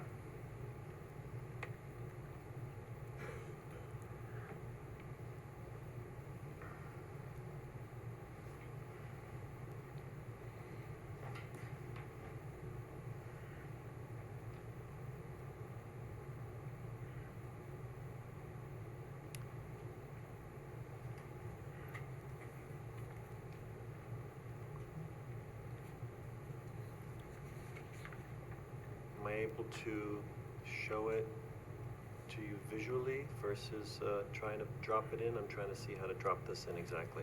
There should be a button on the bottom of your screen Yeah, I see that it says says share. And if you click on it, do you have access? I don't know, is he signed in on Zoom? He is. I Yeah. see Alexis Okay. Lee on the screen. Got it?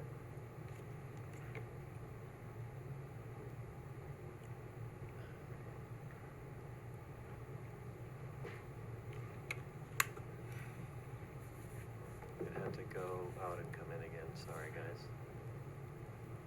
And now we don't see you on the screen. I will tell you that we've all visited the site.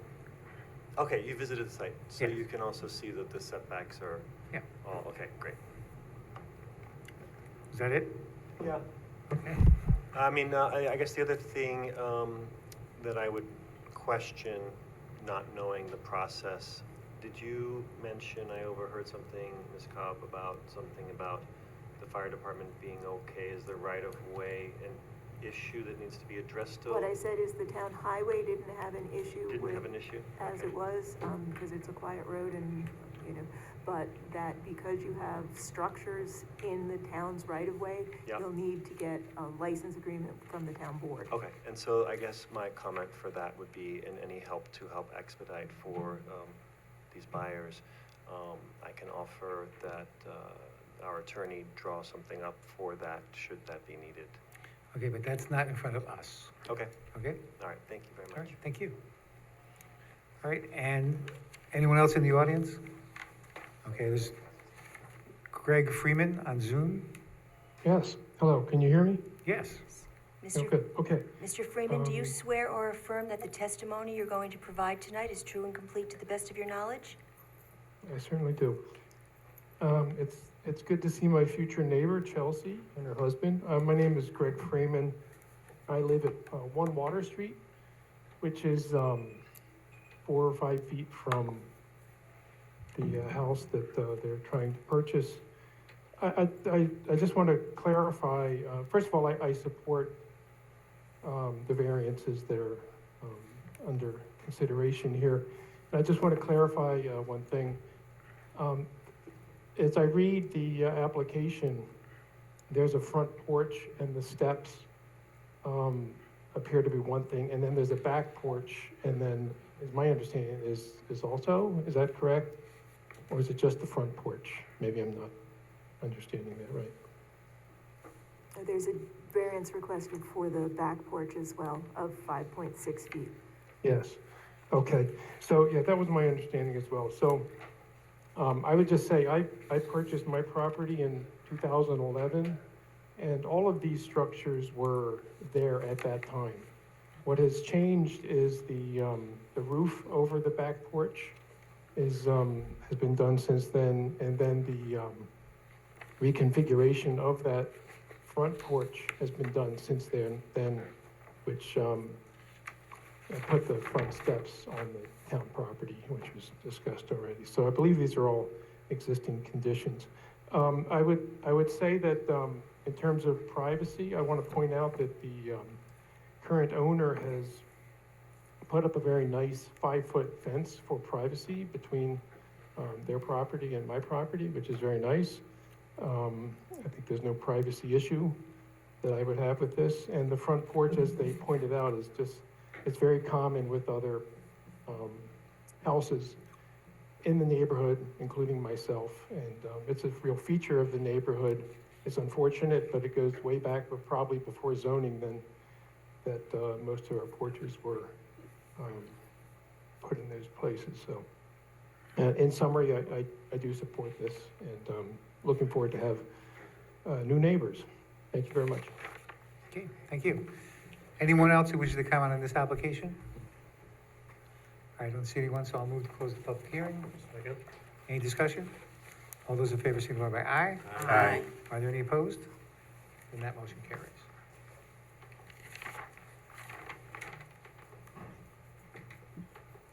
That brings us to item 9, 102 Fulton Avenue.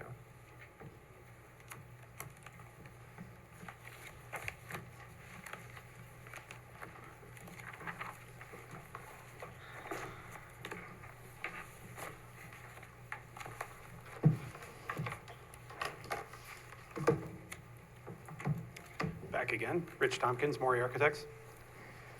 Maria Kavoris, on behalf of People USA. Maria, do you swear or affirm that the testimony you're going to provide tonight is true and complete to the best of your knowledge? Yes. All right, why don't you describe this application? Sure, so this evening, we're in front of you for a use determination for Hair Restoration Center that's located in a portion of the second floor at 102 Fulton Avenue. The previous building owner signed a lease with the tenant without filing all of the proper paperwork with the various town departments. During several meetings with the town, we were trying to do some work on a different portion of the building and found that there were really no building permits for a lot of things that have occurred at this property over several years. And one of those was this use being allowed on a portion of that second floor. The Hair Restoration Center has been in business at this location since July of 2002. We did have a lease that was one of the original leases, so we do have a copy of that.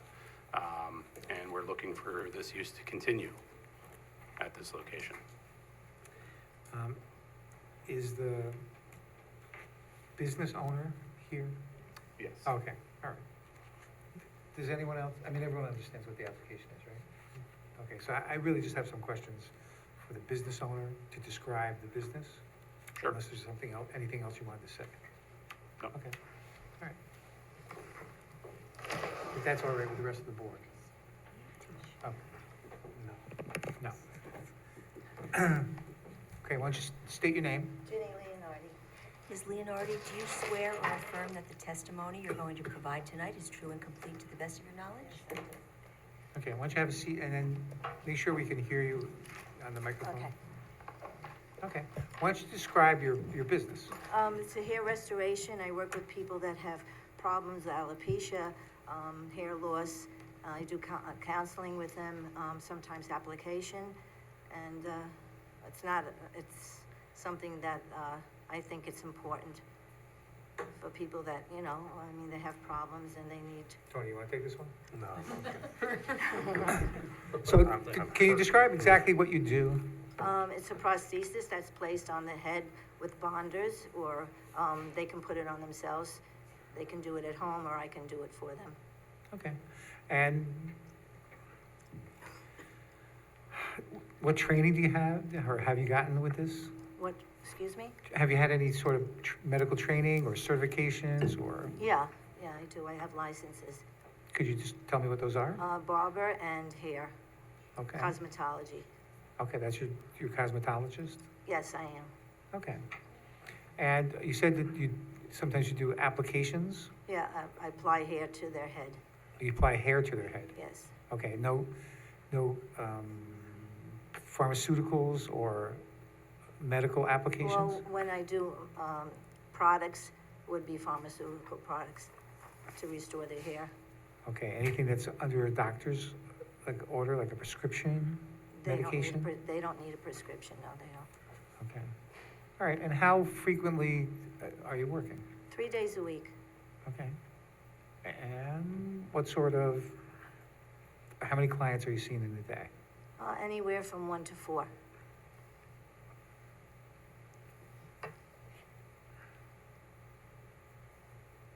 Okay. And do you have any sort of, is your waste of a biohazard of any kind? No. Okay. All right, that's all I have. Christine? And you've been there since 2002? Yes. That's all, thanks. No questions, believe it or not, no questions. No questions. Tony? I'm good, thanks. You have a card? You good? I'm just a little confused as to, you were talking about the process. Mhm. So you said you apply hair to people's heads, what is it, like On a terminary? monofilament base with a bonder Oh, or so it's like clips. glued on, kind of? Yes, it can be glued on, yeah. Okay, and Yeah. the other thing you It said, you can use clips. They can go home and they can place it on their head themselves. and the other thing you said was something A like, prosthesis? yeah, what is that? It's a mold that I make that I have to send out so that it fits their head properly. And does that have hair on it too? No, it's a plaster mold. Similar to what an orthopedic doctor does on a foot, I do it on a head. And what's that for? Plaster mold, Yeah, what's it for? so I have to make the prosthesis to place on their head.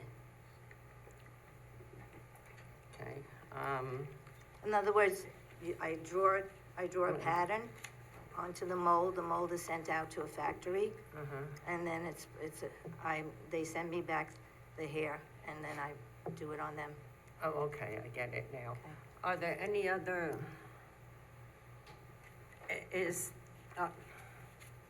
are the procedures you use commonly used in the hair restoration Yes. industry? Yes. Are there any other places in Poughkeepsie or in the general area that do the There's same one in thing? Rhinebeck, Poughkeepsie, I'm Okay. not too sure.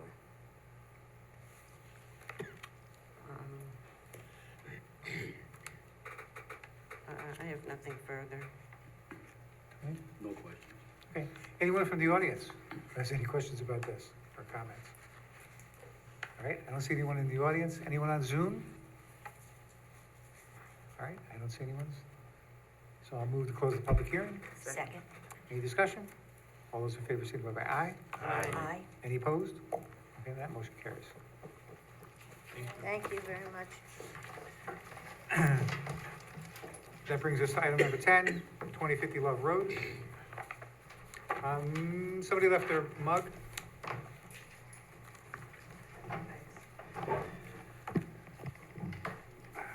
Evening, Mr. Chairman, How do you do? members of the planning, ZBA. My name is Frank Rettel, project manager for Guardian Self Storage. Mr. Riddle, do you swear or affirm that the testimony you're going to provide tonight is true and complete to the best of your knowledge? Absolutely do, yes.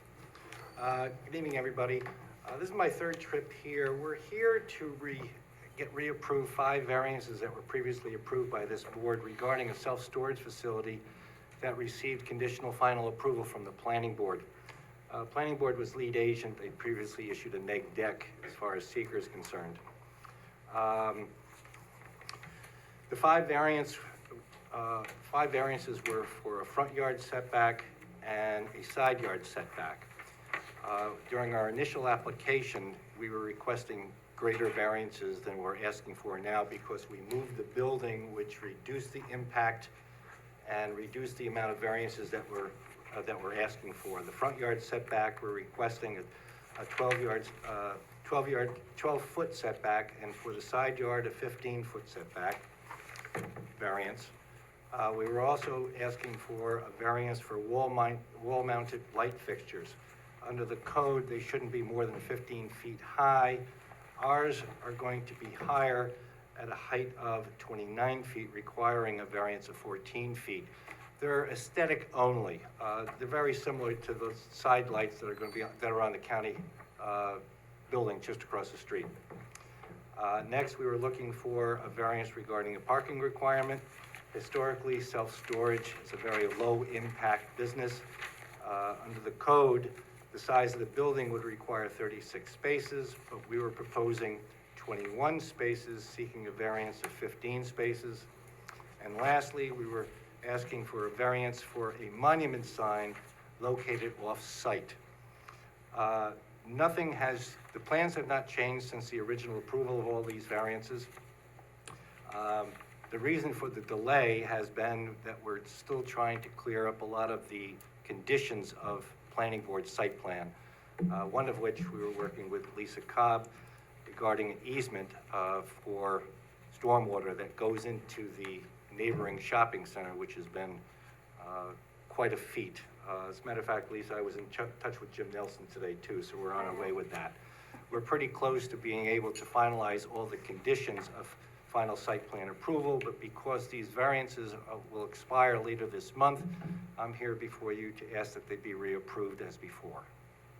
Okay, so you're not asking for any additional or changes in the variance, just an extension of the previously granted variance? That's correct.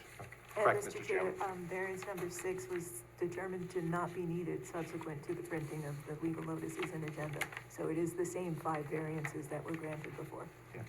Incidentally, I think my narrative incorrectly asked for a variance for foot candles, but in speaking with your zoning administrator, we don't need that variance. So I would withdraw that part of the narrative. Okay. Christine, any questions? No questions? Art? No questions? Bill? No questions. Tony? No questions. No questions. Tony? No questions. Anyone from the audience who wishes to comment on this application? I don't see anyone on Zoom? I don't see anyone, so I'll move to close the public hearing. Second. Any discussion? All those in favor signify by aye. Aye. Are there any opposed? And that motion carries. Thank you for your time, everyone. Have a good evening. Me too. That brings us to item number 11, 7 Springside Avenue.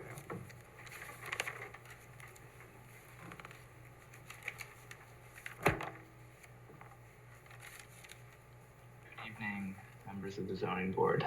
My name is Cameron Cusera. I'm here representing the owner and the design team of the renovation of 7 Springside Avenue. Okay, why don't you describe this application?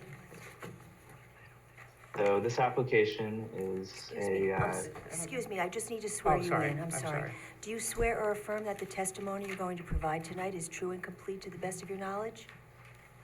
I do. Now go ahead. So this application is a revision of a previous application we submitted to the board in March. In that application, we were asking for a density variance for 3 apartments on an existing single-family home lot. In this application, we are proposing the renovation of a single-family home with attached 3-car garage at 7 Springside Avenue in the ATC district to become a 3-family home with 2 additional apartments, 1 single bedroom and 1 2-bedroom. We are proposing adding these 2 additional apartments on top of the existing garage so that the actual footprint of the building is not increasing. For on-site parking, we are still proposing a partial occupation of the town right-of-way, which would require a license from the town and approval by the planning board. The renovation proposes adding a office commercial space that directly conforms to the footprint of one of the apartments on the 2nd level, therefore making it applicable for a density deduction. And in general, we have revised our plan to address some of the concerns voiced last time with the neighbors, reducing the amount of parking spaces, reducing the density, moving the proposed location of our waste receptacles to a different part of the lot, treating their property line with the intention to create as much privacy as possible, and generally just trying to be good and respectful neighbors and make a version of this process possible that will work for all parties. Okay. Christine, you have any questions? No, it looks like you put some screening on the side where the neighbor is, some plantings? Yes, exactly. So on the side where the neighbors are, we're proposing 6-foot privacy fences for our benefit and theirs as well. And on the lot lines adjacent to Vandewater Ave and 7 Springside Avenue, we're proposing evergreen screening, so planted screening. Thank you. Lisa, is this subject to planning board approval or? Yes. So without those landscaping things will be addressed there? Yes, but if the board felt it were important, you could condition it also, but yes, it will be covered by the planning board, addressed by the planning board. Okay. Anything else? Art? So, is the distance from the neighbor to your proposed building different? Does it change at all?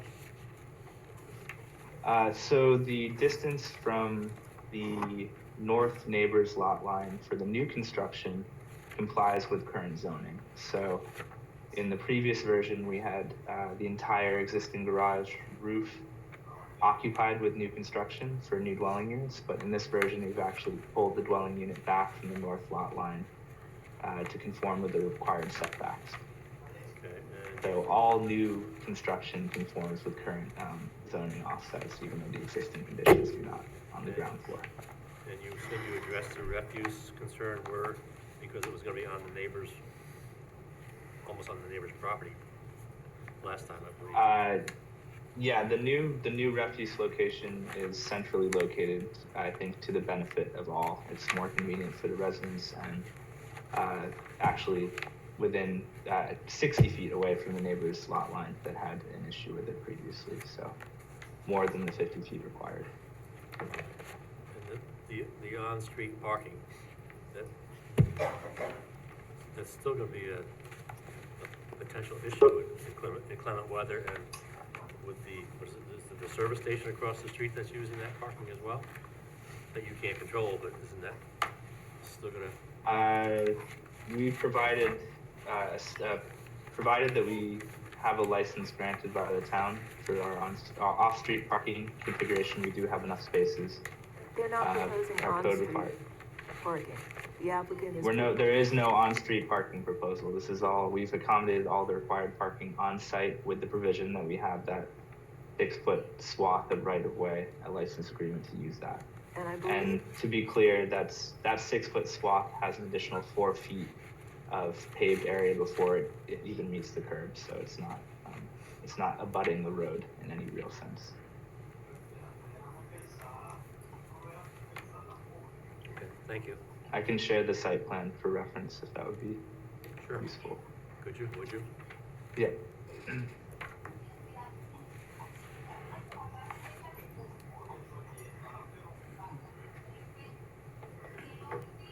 So could you first point out where the refuse is going to be? Do you have? The refuse is going to be here. Where's This would be the trash cans right here. Can you see my cursor? Yep. Yeah. And then you were talking about the parking, so you're not gonna park too deep any longer? I think that was the question last time too, right? We are going to have stacked parking, one space in the garage and one space outside, but the configuration is slightly different, so it's a direct stack.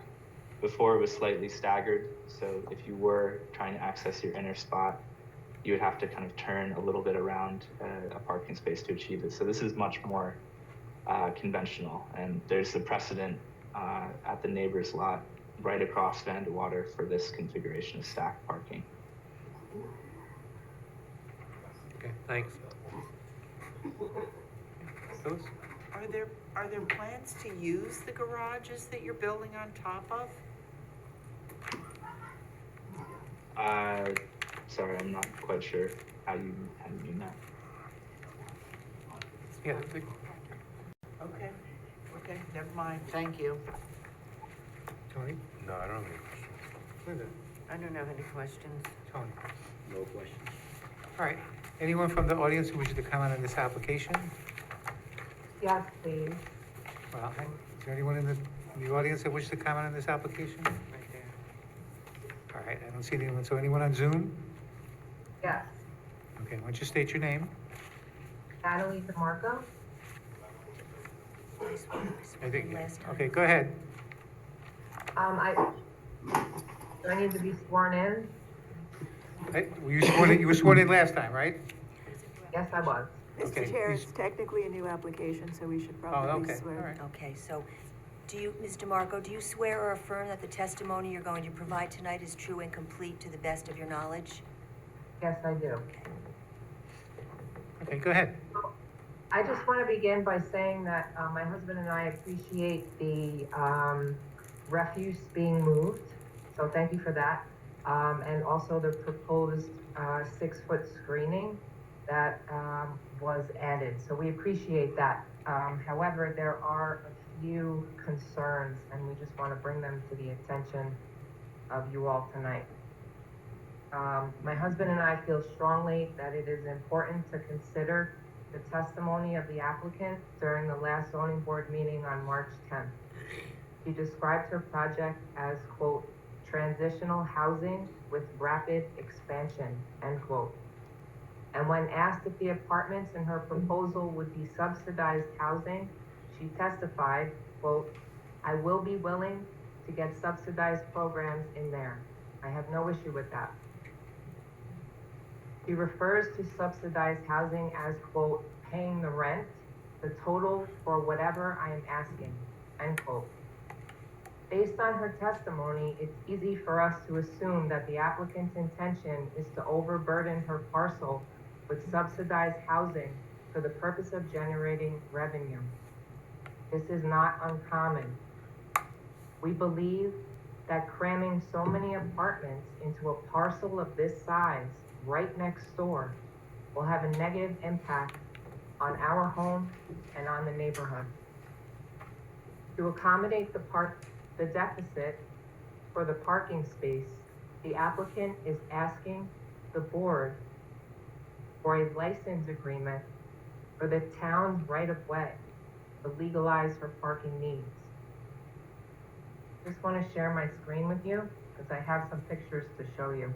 All right, but just to, I think, correct the record, she's not asking this board for a license agreement. I understand. Okay. Um,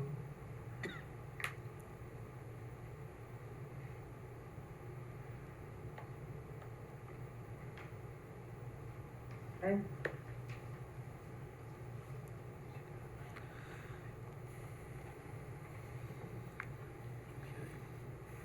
Okay. To accommodate the parking deficit, he's asking for this license agreement. In this photo, you can see the requested parking parcel highlighted in blue. That's town property, and it measures about 500 square feet. I understand that this board is not responsible for approving that. I just want to bring it to the community's attention that this is what the applicant is asking for. She's asking for acquisition of the town's right-of-way to Okay. accommodate. So if you could sum up? Yeah, I'm getting there, hang on. Okay. Also, no, I understand, with all due respect, okay, this is a development that is going to dramatically impact this neighborhood, and I'm just asking for a little bit of time to express our concern. I won't be much longer, okay? Please consider this photo, which shows the already overcrowded streets that the applicant's parking proposal will impact. Springside and Vanderwater, again, they look like this every day, with spillover parking from multi-dwelling homes as well as cars from an automotive business down the street. In the new proposal, the applicant has no parking signs posted on her side of Vanderwater where you see the arrows pointing to the cars, effectively removing parking from the road. In her new proposal, the blocked cars in her own property remain. Most members of the board agreed during the March meeting that blocking cars in will only encourage residents to park on the street. If she is removing parking, where will they and other residents park? In this photo, I'm comparing the applicant's original proposal with the current one. All that's been changed is that she's eliminated P7. She's moved 5 and 6 over. The stacked parking remains where parking spot 3 and 4, which are in red, block in P1 and P2, which are in blue.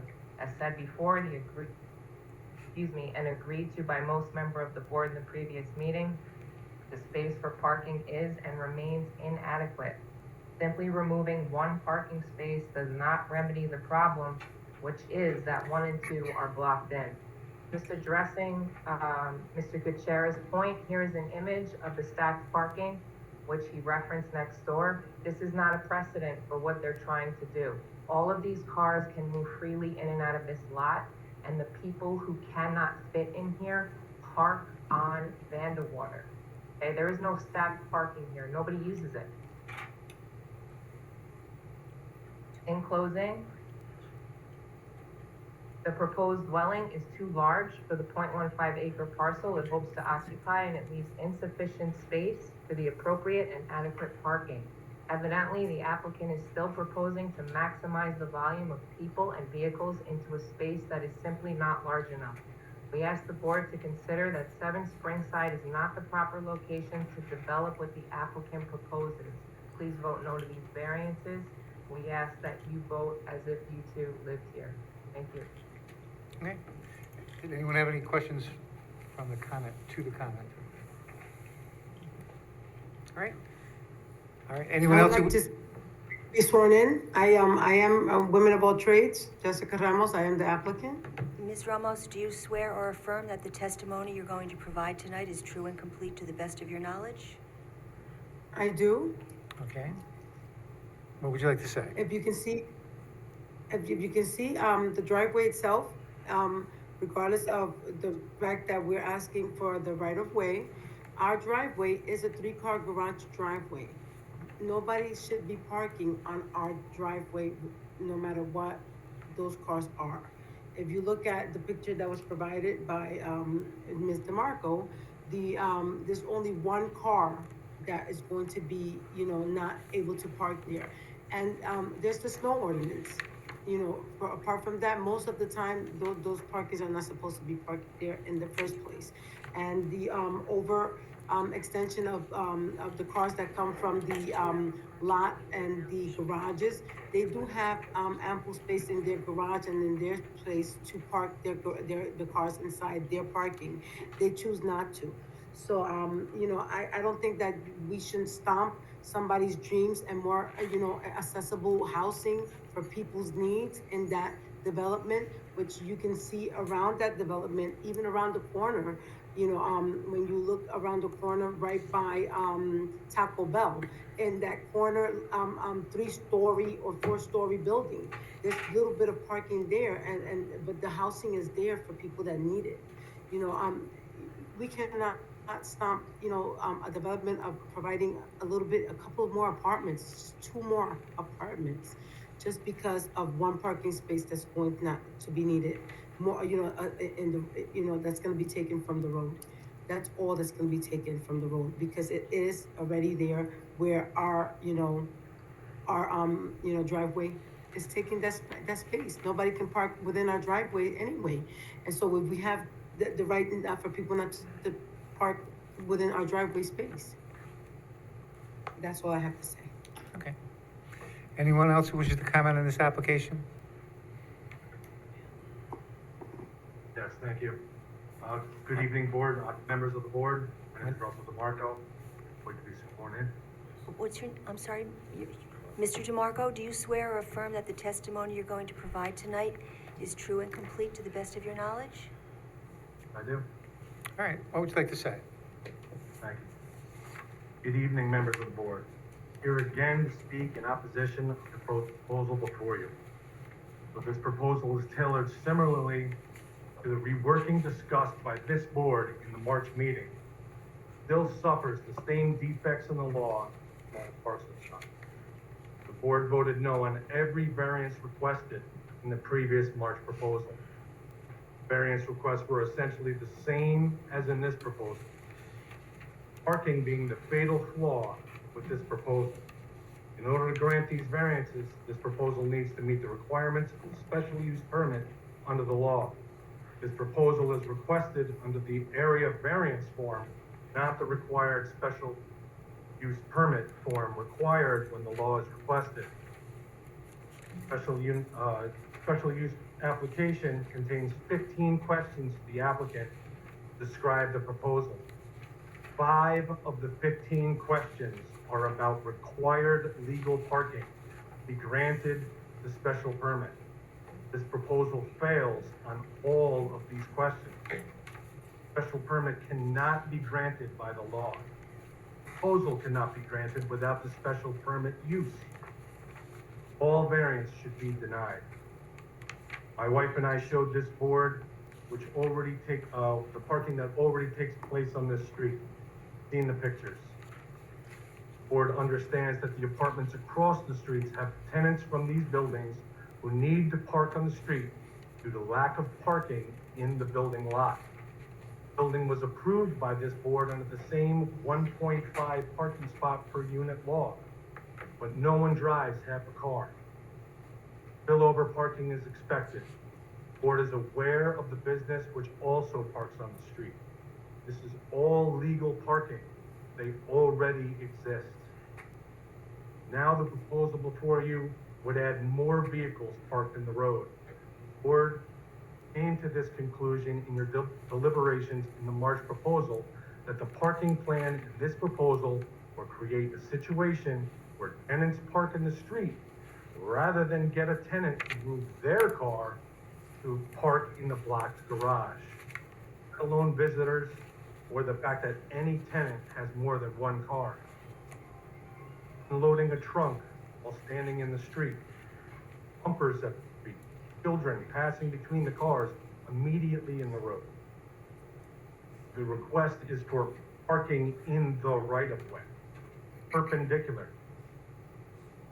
In March's suggestion of ticketing and towing vehicles was suggested to combat the parking issue created by this proposal. However, this suggestion would harm every member of this neighborhood. Okay, if you Again, begin to wrap up. yes, sir. Sorry. However, this suggestion would harm every member of this neighborhood. Again, the town approved apartments across the street. Those tenants are our neighbors.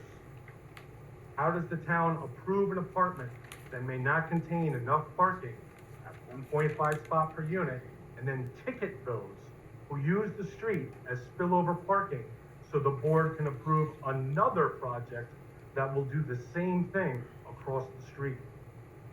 A common question in the board deliberation was, does this proposal have a negative impact on our neighborhood? I asked this board to deliberate this question and ask yourselves, does our decision to grant this proposal have a negative impact on the neighborhood? Even though there is a large marked multifamily Section 8 building that exists 250 feet away, does this board's decision to approve another one have a negative impact on this neighborhood? And finally, does the board's decision to approve this proposal, which would then require police enforcement on the road, have a negative impact on the neighborhood? Sometimes a single family house is just a house. The applicant can take advantage of a new law for single family homes to build an accessory apartment in the house. It already exists on her plan already. Nothing else fits in this parcel. Please vote no on all these variances. Thank you for your time. Thank you. Anyone else who wishes to comment on this application? I would like to comment again on that. I guess Mr. Marco also had a picture of the, lot from the other, apartment. And just as Mr. DeMarco, mentioned, people refuse to use their own lot because they don't want to ask their neighbor to move over. Their proposals and their lots is their choices that they make to want to choose to park and do that to their neighborhood and use the outside parkings. See, again, you know, the issues of other people that what they've done and how they have represented themselves and how they have misused their parking, you know, it's looking like it wants to fall on top of somebody else's plans and somebody else's goals. You see, we're using this correctly. Our parking spots inside the garage, it's for us in the living space that we have for our home.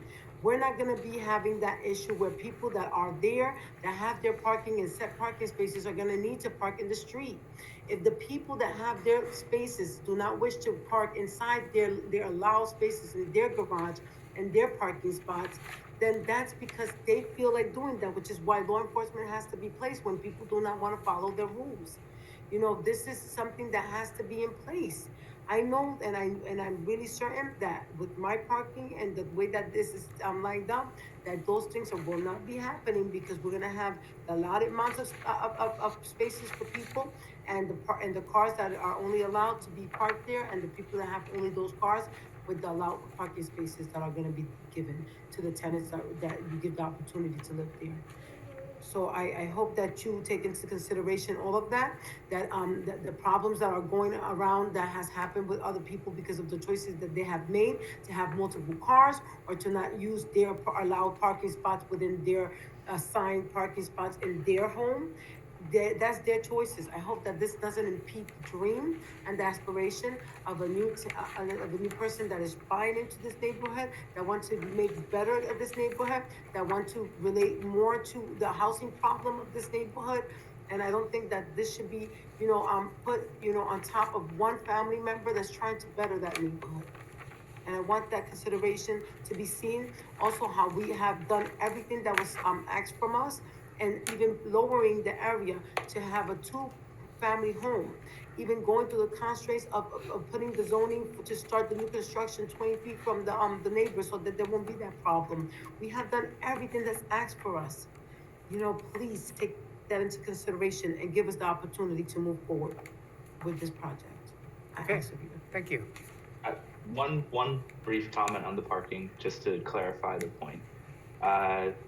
The stacked spaces are allocated for the same unit. So just in very simple logic, it goes with many of the single-family homes in Poughkeepsie that they have a single width car driveway, and they are able to park multiple cars within that driveway because they are the same householders or family members and able to coordinate on that basis.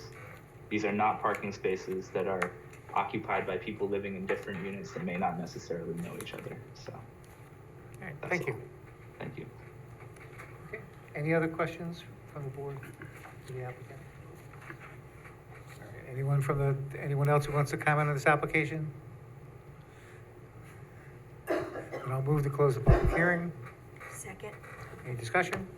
All those in favor signify by aye. Aye. Aye. Any opposed? That motion carries. That brings us to item number 12, Vassar College, 54-124 Raymond Avenue.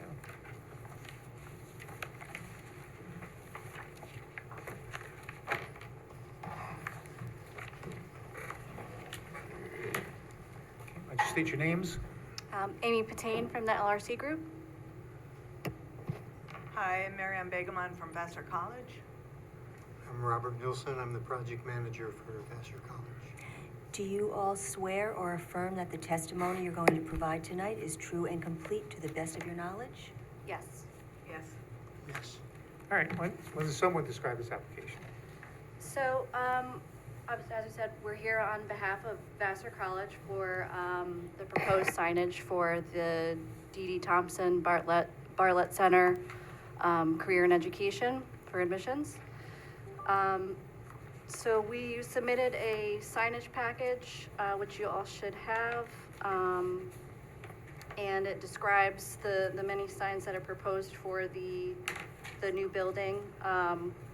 The one that we need a variance for is identified as building entrance ID 3. It's proposed on what Vassar is considering what is considered the main entrance of the building, which is facing the main parking, which is where visitors will be coming from, so it'll identify the building for them. So we are applying for an area variance for the location of the sign since it's not facing a public road. And I just have a brief presentation so you can visualize where that is. Go ahead. So highlighted in orange is the location of the sign. It's right here, and the main parking is here. So this is the main entrance, and just a couple of shots of what the sign will look like. And then here's the rendering. Okay. And it's fair to say that this building is within the Vassar complex? Yep. Okay. And coming down, what is that, Fulton? Fairmont. Fairmont? Fairmont, yep. Fairmont? You wouldn't see this sign from Fairmont, is that correct? No, you wouldn't see the sign from So there. you're only gonna see this once you pull into the campus? Correct. Okay. All right, that's all I have. Christine? No questions. Art? No questions. Phyllis? No questions. Tony? No questions. No questions. And no questions. All right. Anyone from the audience wishes to comment on this application? Okay, and if you'd unshare your screen so I can see if there's anyone on Zoom? Yep. Okay, anyone on Zoom who wishes to comment on this application? All right, I don't see anyone, so I'll move to close the public hearing. Second. Any discussion? All those in favor, proceed with aye. Aye. Are there any opposed? Then that motion carries. And that brings us to item number 13.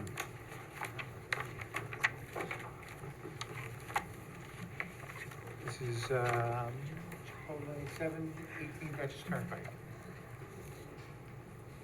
Is there some- Yes, I'm here on Zoom. Okay, why don't you state your name? Matthew Kasevich from Matthew Science LLC, Do you, representing Chipotle. okay. Do you swear or affirm that the testimony you're going to provide tonight is true and complete to the best of your knowledge? Yes. All right, why don't you describe this application? We're applying for a area variance for a second sign that would be located in the peak of the building at 718 Arlington Square. That's the round sign, Correct. okay? And tell me why you need two signs. You know, I think they're thinking that the adjacent property, the Starbucks next to it, has a sign. And there is some tree cover there. So placing the sign up a little higher, I believe they're trying to get the attention of the consumer. So it just adds to that. All right, and there's a sign on the monument, is that correct? Yes, sir. Okay. And are you familiar with the planning board's architectural approval or their architectural plans for that complex? No, I'm not aware of any of those. So there's a concern that part of the design of the complex includes that window that you want to cover up. So that's sort of a problem, and I'm unclear about the need for a second sign. Maybe if you could help me with that a little bit. I know you said that you think that there's some tree coverage that will keep you from seeing the sign, but The lower sign, yeah, I believe that's probably their main purpose of this sign is due to the fact that there is, you know, a ton of tree cover there in the summertime that I think the higher up the sign would grab more attention off of, I believe, is that Route 44 that goes along that? I'm not sure. You know, that's probably their own, you know, and other the fact that, you know, the adjacent Starbucks has one up that high, so that's probably what they're feeling, that, you know, they have one up there, they want to grab the attention also with their sign being up high. well, will this Chipotle sign fit up on that peak up there, but below the window? You know, I'm trying, it says it's 4'1" below the window. Maybe we can scale it down a little bit? And move it down below the window? I mean, you can put it wherever you want, so long as you don't cover up that window. Okay. You can put the one sign wherever you want, don't cover up the window. So, Yeah, I have a picture of the front of the building here. Let me just pull this up quick. Yeah. Yeah, so I see Starbucks did the exact same thing. They went below their window. You know, Panera Bread is up high too, but yeah, I can't obviously make the decision for them, but I can suggest it. You know, if you guys want me to say, hey, you know, we'll prove it if they'll lower it and make it smaller to fit underneath the window. that's not exactly what I said, but if you want to come back with another proposal that avoids the disruption of that architectural thing at the peak, and then also maybe come up with a better explanation about why you need two signs, Okay. unless everyone's ready to vote tonight. I have a question. Go ahead. Is this affiliated with the Chipotle out on Route 9 in Poughkeepsie? I'm not sure. I believe they're all corporate owned, but I'm not 100%. Just for your awareness, and they asked they had a similar request that they would not be able to be seen from Route 9, et cetera, unless they had two signs. You can't get in there, you can't beat your way in there with a stick, they have one sign. You know, it's just that crazy. So, I think where I'm going with this, I am not in favor of two signs. You'll have a monument sign, and you have a sign on the front of the building, and you're not that far from the road, tree cover or not.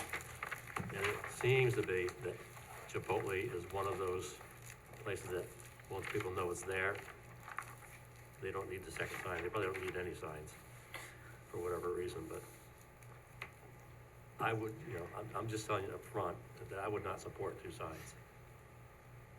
Lisa, has planning had any input about or would planning have any input about where the sign would go? I mean, would they have input into that?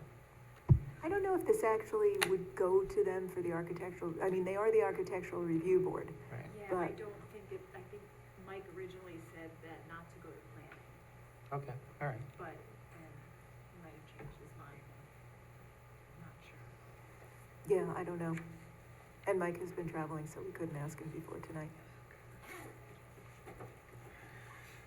So it's up to you, but I get the feeling that, unless you came up with something kind of interesting with a second sign that was below the window, that you wouldn't be successful. But it's up to you if you want to come up with another proposal. Yes, I can answer them. Okay. Well, let me put it this way. I'm gonna move for an adjournment for the applicant to come up with another proposal that does, of a sign that doesn't cover up that architectural. Second. Comments, anybody have comments? What's that? Anybody have comments? Well, I want to see first well, okay. Any comments from the audience? Okay, anybody from Zoom that wants to comment on this application? So my motion is to adjourn it for the applicant to come back with a revised plan. If you don't think, I mean, if you expect that you weren't gonna grant a second sign, then I would suggest that nobody seconds, or if somebody does second it, they don't vote for the adjournment. Everybody understand that? No?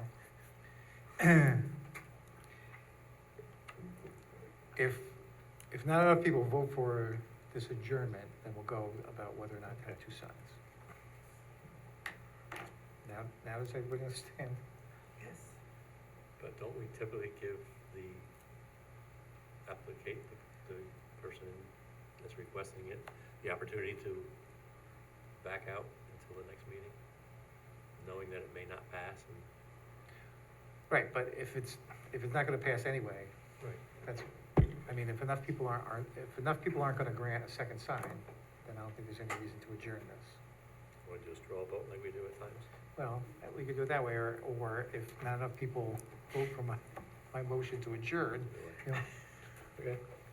So if we're just gonna, if we would not approve a second sign, they can put their single sign any place they want other than over that window, is what we're saying.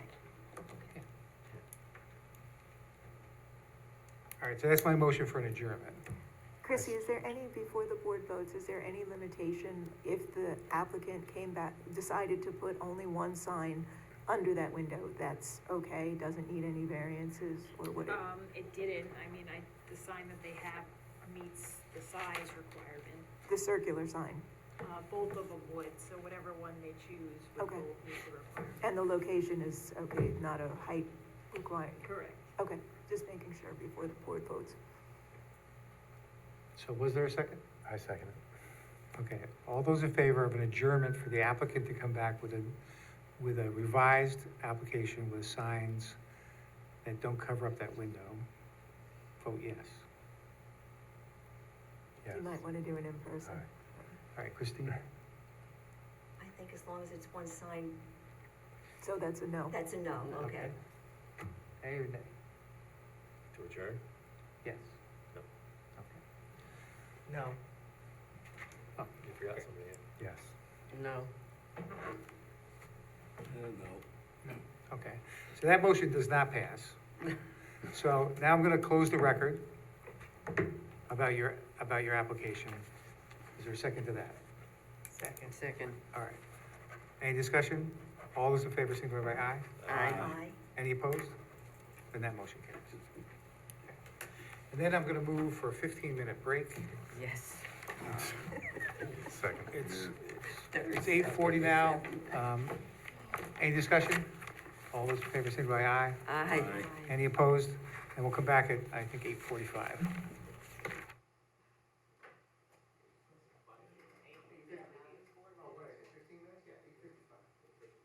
8:55.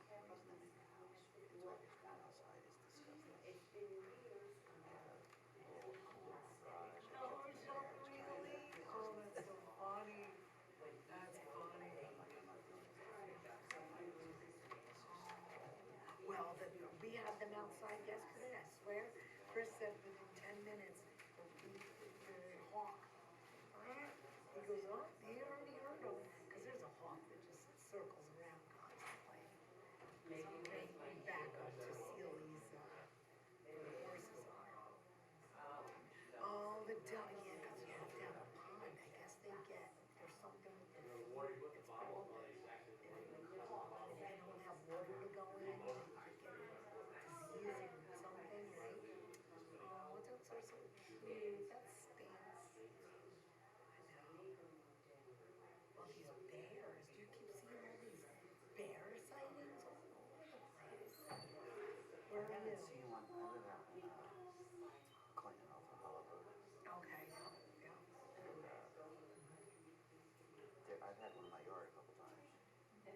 But not, no, I haven't seen it in a while.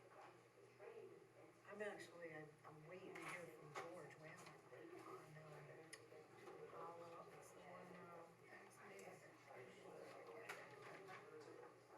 what's the road right there on the left? There was a little store on the side. No, maybe you turn off Hollow. Then you take a look at that. I can't believe I can't think of the name. It was an old, near schoolhouse. Oh, that's not Hollow. That is on Hollow, so right past schoolhouse. There used to be like, I'm talking 30, 40 Yeah, I years remember ago. there's A little store, a Browning. Browning Road, yeah. So I'm waiting to hear from George Whalen, because it was a group home, and my buyers, their daughter is, like, needs a house that's, kind of, she's like in a wheelchair. They don't really know what's going on. Like, she declined, like, in like 3 months. She's in her 40s, like, they can't figure it out. It's like cash deal, they wanted to go with, and then all of a sudden the car companies owns the home, the state has the final say, and they want to make sure they're getting enough for it, and it's like, oh, for Christmas sakes, like this house it needs a lot, like, there's not even a full kitchen in it, it's weird as like a fire estate, we're not gonna, How far away? maybe less than a mile, about a mile on the right. Or you're on. I'm on Hollow, past there. A couple streets up there, Faith Hillwood Church on the short there's like a horse pond on there. Oh, but that connects all the way to Route 9, that hollow? Because when we come hollow from I we always take that right. Yeah. This one. Oh, okay.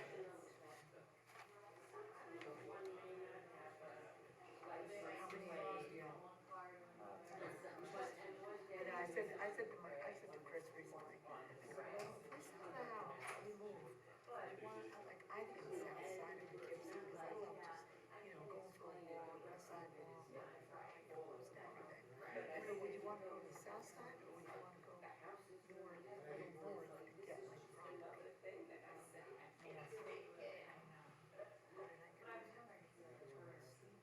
I haven't seen it, but I do see the band. It is, and we're getting older. Don't get me wrong, I'd like to have like a fishing cans and, that kind of stuff. I think the south side. All our friends, it's so funny, his mother, everybody lives down. I live right across from one house, right across the street. Yeah, so you know where the light is? I'm like, there's the farmhouse, and then there's 1, 2, 3. So there's a, coming towards the school. Yeah, it's a white house, there's like a, down by like a garden all down by the road. But it's really a sad.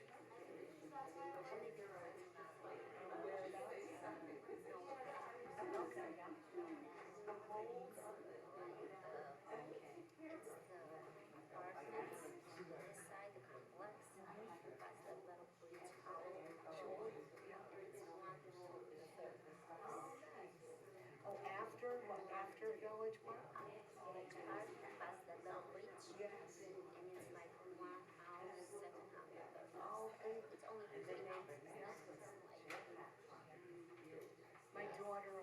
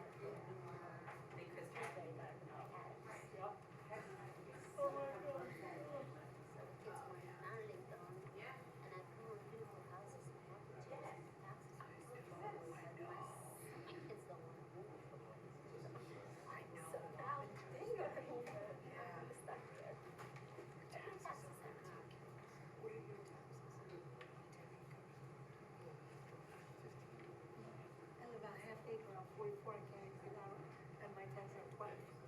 Like, how does that even make sense?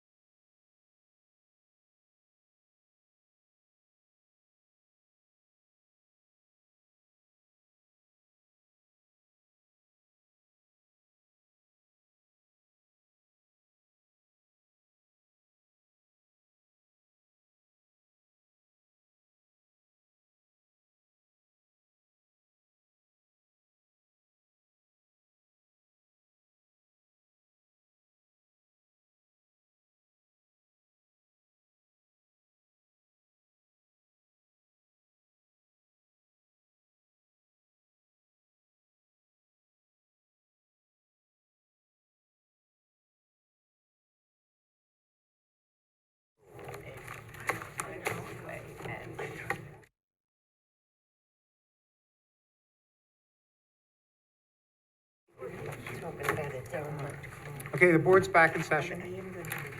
This is the deliberation process, so we'll do people that are here first. So why don't we do 1 Division Street? Anybody have any problem with this? No. One division. Hey, what number is that? It's number 8.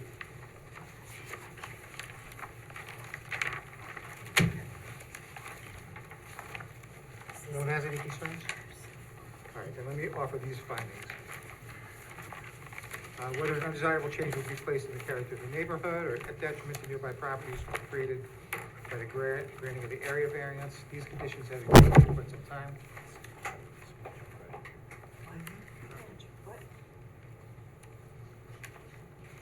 Did you have a question? Are you just looking at me? No, I'm just Okay. listening to you. Don't look at me. Don't look at me. These conditions have existed for quite some time, and it's consistent with many other residences in the neighborhood. Whether the benefits offered the applicant can be achieved by some method feasible for the applicant to pursue other than the area variance, even if they took off the additions that have remained there for quite some time, the building would still not be compliant with zoning. And whether the requested area variance is substantial, mathematically it is, but in terms of the effect on the environment, it's minimal. And whether the proposed variance will have an adverse effect on or impact on the physical or environmental conditions, there's no evidence that will have any environmental or physical effect. And while this was self-created, that's not a reason to deny the application, and I would offer those findings. Christine, do you mind making a motion? And we don't need to condition this on anything, right? We don't? Okay. I move that the board approve the request for an area variance set forth in item number 8. This decision is based on a review of the application, testimony of the applicant, testimony offered in the public hearing, and results of site visits by board members. In approving this variance, the board adopts the findings as set forth by the chair. So moved. Second. All right, any discussion? All those in favor, signify by aye. Aye. Any opposed? Then that motion carries. Let's do 833 Dutchess Turnpike next. That's item number 7.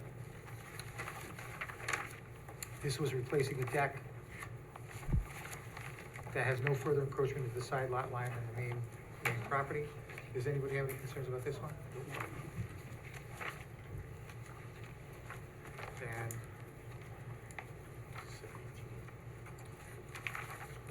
let me offer these findings. Whether an undesirable change will be introduced in the character of the neighborhood, this is a replacement of a deck. It's apparent from the site visit that it's been there for quite some time, and it has no further encroachment after the side lot line. And so it's consistent with other properties in the area. And whether the benefits sought by the applicant can be achieved by some method feasible for the applicant to pursue other than the area variance. The house itself sits within the setback, and so any addition would require an area variance. And whether the requested area variance is substantial,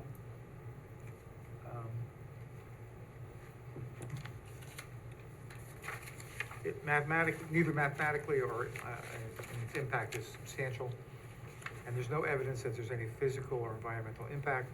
And while this is self-created, that's not a reason to deny the application, and I offer those findings. Art, do you mind making this motion? Sure.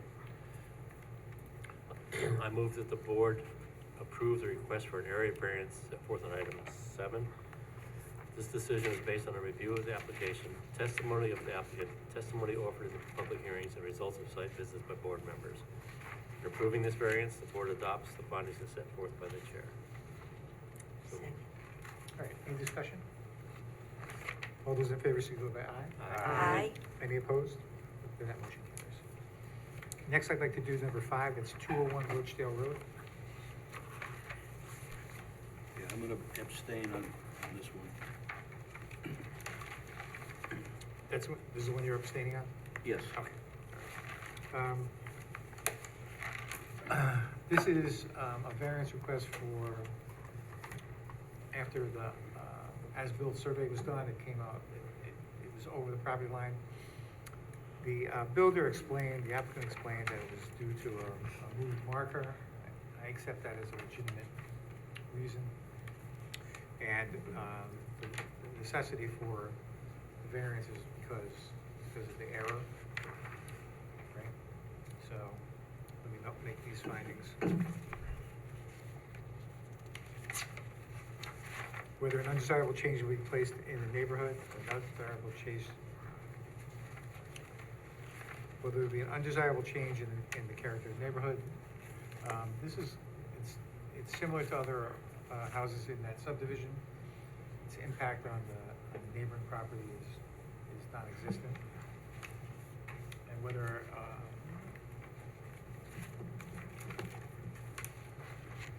the benefits sought by the applicant can be achieved by a method feasible to pursue other than the area variance.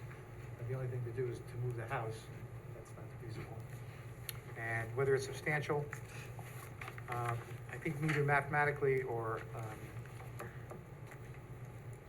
practically is it a substantial variance. And there's no evidence that will have any physical or environmental impact on the neighborhood. And I don't even think this is self-created because it appeared to be an error based upon a moved survey post. But even if it was, that's not a reason to deny the application. And I offer those findings. Phyllis, do you mind making this? I move that the board approve the request for an area variance set forth in item number 5. This decision is based on a review of the application, testimony of the applicant, testimony offered in the public hearings, and the results of site visits by the board members. In approving this variance, the board adopts the findings as set forth by the chair. So moved. Any discussion? Second. I'm sorry. Any discussion? Yeah. All those in favor, signify by aye. Aye. Any opposed? Then that motion carries. One abstention. And one abstention.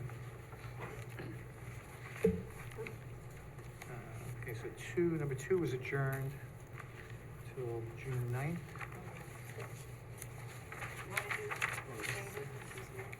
Oh, Got all about that. you know what? Where were you a minute ago? Yeah. 12. it's Maris, right?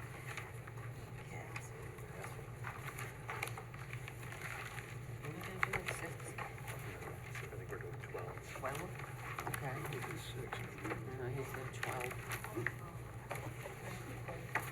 What's that? Vassar Okay, this is College. item number 12, Vassar College. Oh, okay. This is an unlisted action. Does anybody have any problem with this application? No.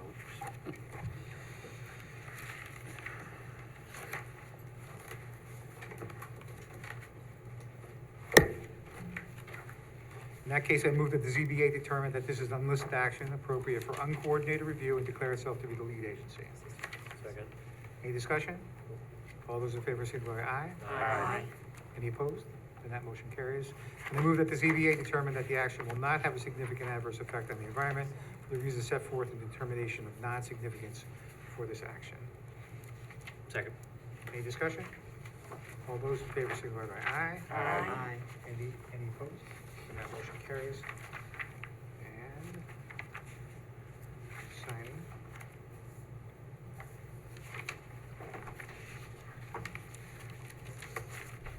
Who's up next?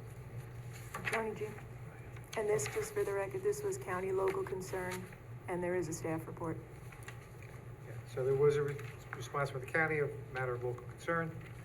And there was a staff report. So Tony, you mind making this happen? Yep. I move that the board approve the request for an area variance set forth in item number 12. This decision is based on a review of the application, testimony of the applicant, testimony offered in public hearing, and results of site visits by board members. In approving this variance, the board adopts the findings set forth in the staff report. So, Second? Any discussion? All those in favor signify by aye. Aye. Any opposed? Then that motion carries.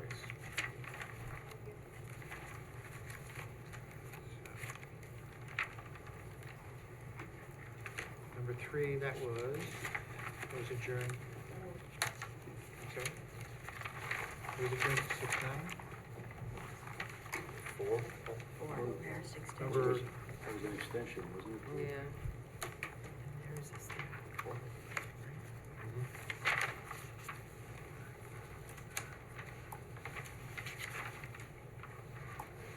number 3, beach adjourned. Yeah, that was adjourned. That was adjourned.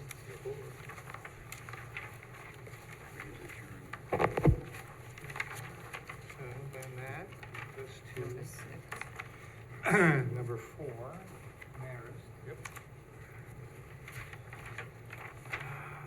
This is unlisted action? I don't think I have a, oh, okay. Just- Yeah, it's Okay, just a all right, request. so I move that, anybody have any problems with this one? No.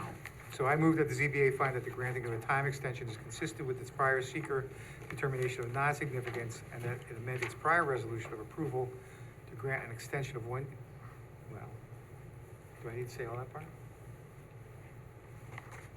Termination of, and that it amended, are you, No, I'm reading at yeah, the end of, right. Mike's, okay, all right. Oh, so we're just doing the whole thing. Oh, so I move that the CBA find that the granting of a time extension is consistent with its prior seeker determination of non-significance, that amend its prior resolution of approval to grant an extension of 1 year from the provisions of 210-148I of the town code, such that the variances would expire on May 13th, 2026, if construction is not commenced by that time. And I have to say, I'm relying on site visits and a staff report. So Yes. moved. Second? Doing something? Any discussion? All those in favor, signify by aye. Aye. Any opposed? Then that motion carries. Take that one. 18 Pine Tree Drive.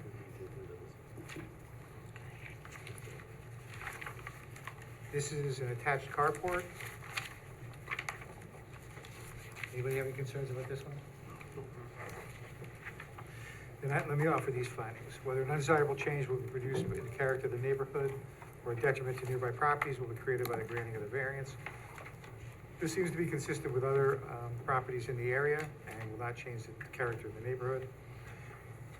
Whether the benefits sought by the applicant can be achieved by some method feasible for the applicant to pursue other than the area variance based upon the situation of the property, and there's no way to obtain this result without an area variance.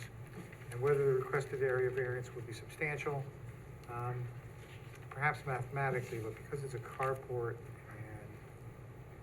and it's inside an existing fence, its impact will be minimal. And whether the proposed variance will have an adverse effect, there's no evidence that there'll be any physical or environmental impact. And while this is self-created, that's not a reason to deny the application. And I offer those findings. Linda, do you mind making a motion? Okay. I move that the board approve the request for an area variance set forth in item 6. This decision is based on a review of the application, testimony of the applicant, testimony offered in public hearing, and results of site visits by board members. In approving this variance, the board adopts the findings set forth by the chair. Second. So moved. Second. Any discussion? All those in favor signify by aye. Aye. Are there any opposed? Then that motion carries. Mr. Chair, I just have a question for number 4. You did the seeker and the motion. Say that again? You did the seeker and the motion. Yes, all in one. Yep. All in one. This is, Sonia will, Approve, yeah. we'll do it tomorrow. All right, then let's do, Number 10 is the next easiest one, right?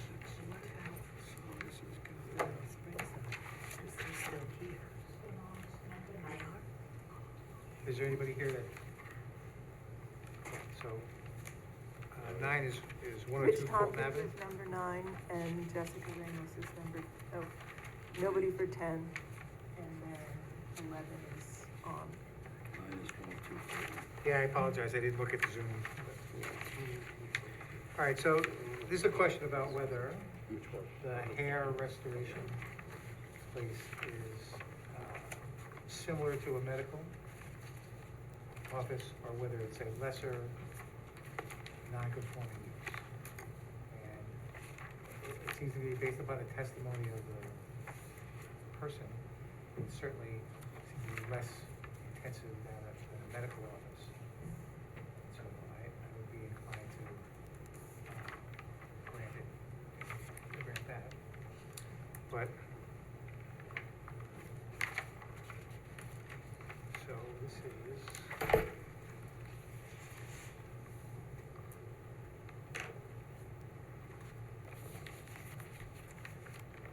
so is this a, so what exactly is this? Is this an interpretation? Determination of nonconformity. It's an interpretation? A determination of nonconformity? Oh, determination on. It's a determination, not an interpretation. Okay. And so I don't have to do findings, or should I still? do No, that? and it's a type 2 action under seeker, so we don't have to do any of that. The board just has to reach its conclusion about the, for the evidence that's in the record, the board finds that it's, So I move that based upon the evidence of the testimony of the applicant and the provider, that this is a lesser non-conforming use than the pre-existing non-conforming medical office use. Second. Okay, any discussion on that one? All right, all those in favor, signify by aye. Aye. Aye. Any opposed? And that motion carries.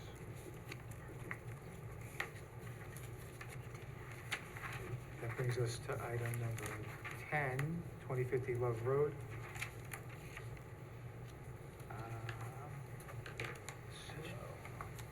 Doesn't look like anything has changed, so this is just an extension. So I move that we grant the extension. it's actually a reapproval. Well, technically it expires tomorrow, but they came in and did the formal paperwork for a reapproval. I don't know that it, So what do you want me to say? whichever the board prefers. There was no staff report on this, was there? Love Road? Yeah. Actually, there might be. Yeah, there was.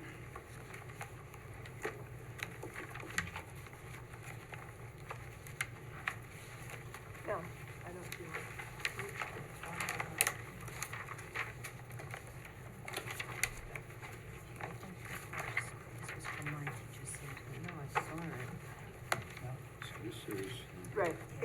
know, there's just an email from Mike that says it's a reapproval, and he recommends that the board reapprove. Yeah. All right, so I would offer, well, I suppose I would make a motion This is number 10. to approve the application for an extension, item number 10, based upon our prior findings, And reaffirm seeker. and reaffirm seeker based upon those prior findings. Second? Any discussion? All those in favor, signify by aye. Aye. And so do we have to set the date of May 13th, 2026, that this would expire Sure, if so, construction is not commenced? so, yeah, well, Okay. I'll incorporate that into the resolution. Yeah, okay. All right, any further discussion? All those in favor signify by aye. Aye. Any opposed? That motion carries. 6. All right, next is number 11, 7 Springside Avenue. There is a staff report on this. The applicant has indicated that they've made some changes, they reduced the impact, reduced the number of apartments, they changed the plan so that one of the apartments is over a commercial space, so that reduces the need, that lessens the need for density variance. The county says it's a matter of local policy. Does anybody have any problem with this one? Anybody else have a problem? I think they've come a pretty long way personally. I mean, I think they've met virtually everything that we objected to. I think the only outstanding thing is parking, right, as far as I can tell. Right, so one of the conditions, if we move, if we vote to grant this, is that it's conditioned upon Conditional, yeah. the license agreement with the town. It's Let's still see a if that- density variance too. I'm sorry? It's a density And variance. And are you comfortable with the lesser, the 0.18 acre density?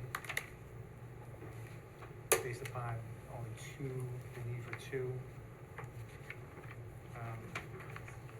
Yep, so, in Mike's, we actually had a typo apparently in the public hearing notice, because as Mike points out, the, actual density, if you credit the apartment that's over the office space, the variance is 7986 for 0.18 of an acre as opposed to Yes, if you what's credit in it, but that's based on the parking, so if they get the parking agreement, then they would get the density, the second floor, because they have to meet the parking requirement. It says the granting of variances 1 and 2 should be conditioned on the town board's Yeah. approval of the license. Yes. Yes. Well, the whole, So you don't any need the approval should be exemption conditioned on the if you meet town the parking. license, but yes.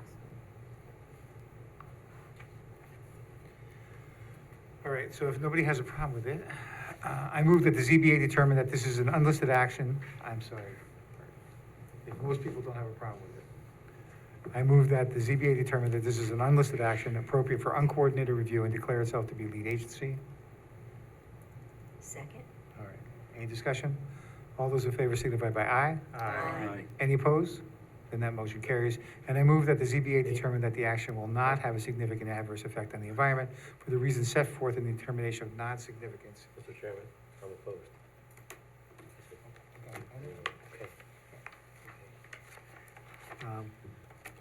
Is there a second to that motion? Second. Okay, any discussion? All those in favor signify by aye. Aye. This is Aye. for the, yeah, it's the short, this is for C so far. Then that passes. Now, who's up, Linda? Did I make a motion? Have you made a motion? Did you make yours yet? Not yet, no. I mean, I think could, that- I have no problem with it. I So mean, this- I could too. Which one is this Yeah, for? doesn't make any difference to me. Me neither. This is, number 11. For Springside?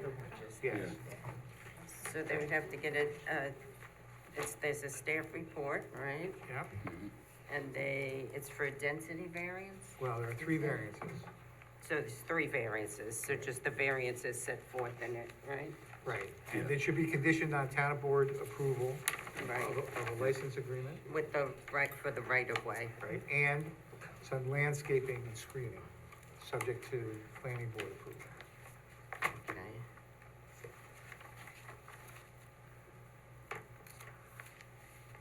Okay. All right. I move that the board approve the request for an area variance set forth in item 11.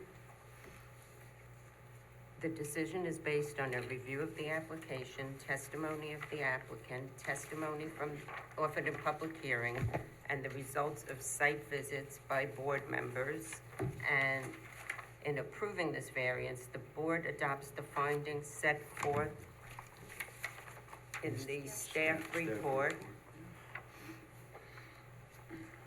And, okay.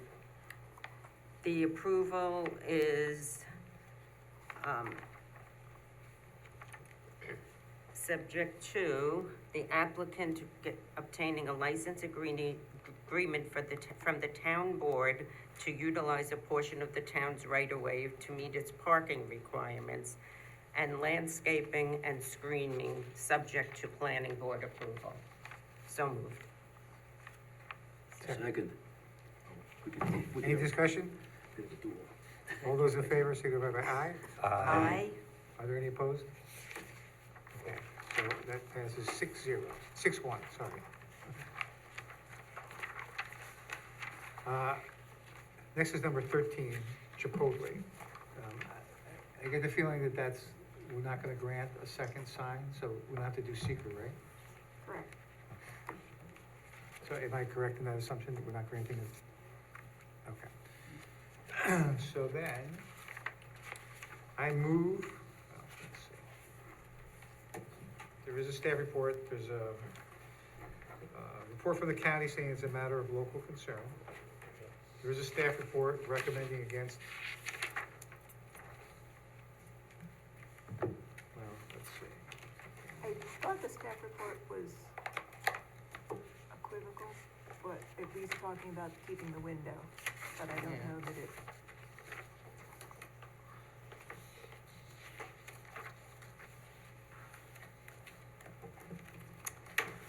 Well, there is a staff report, but I would add that the applicant failed to provide any information for the necessity of the second sign. And there was a concern about changing the appearance of the complex. So I move to deny the application in item number 13 for a second wall sign based upon the staff report and those additional things that I mentioned. Second. Any discussion? All those in favor, signify by aye. Aye. Are there any opposed? And that motion carries.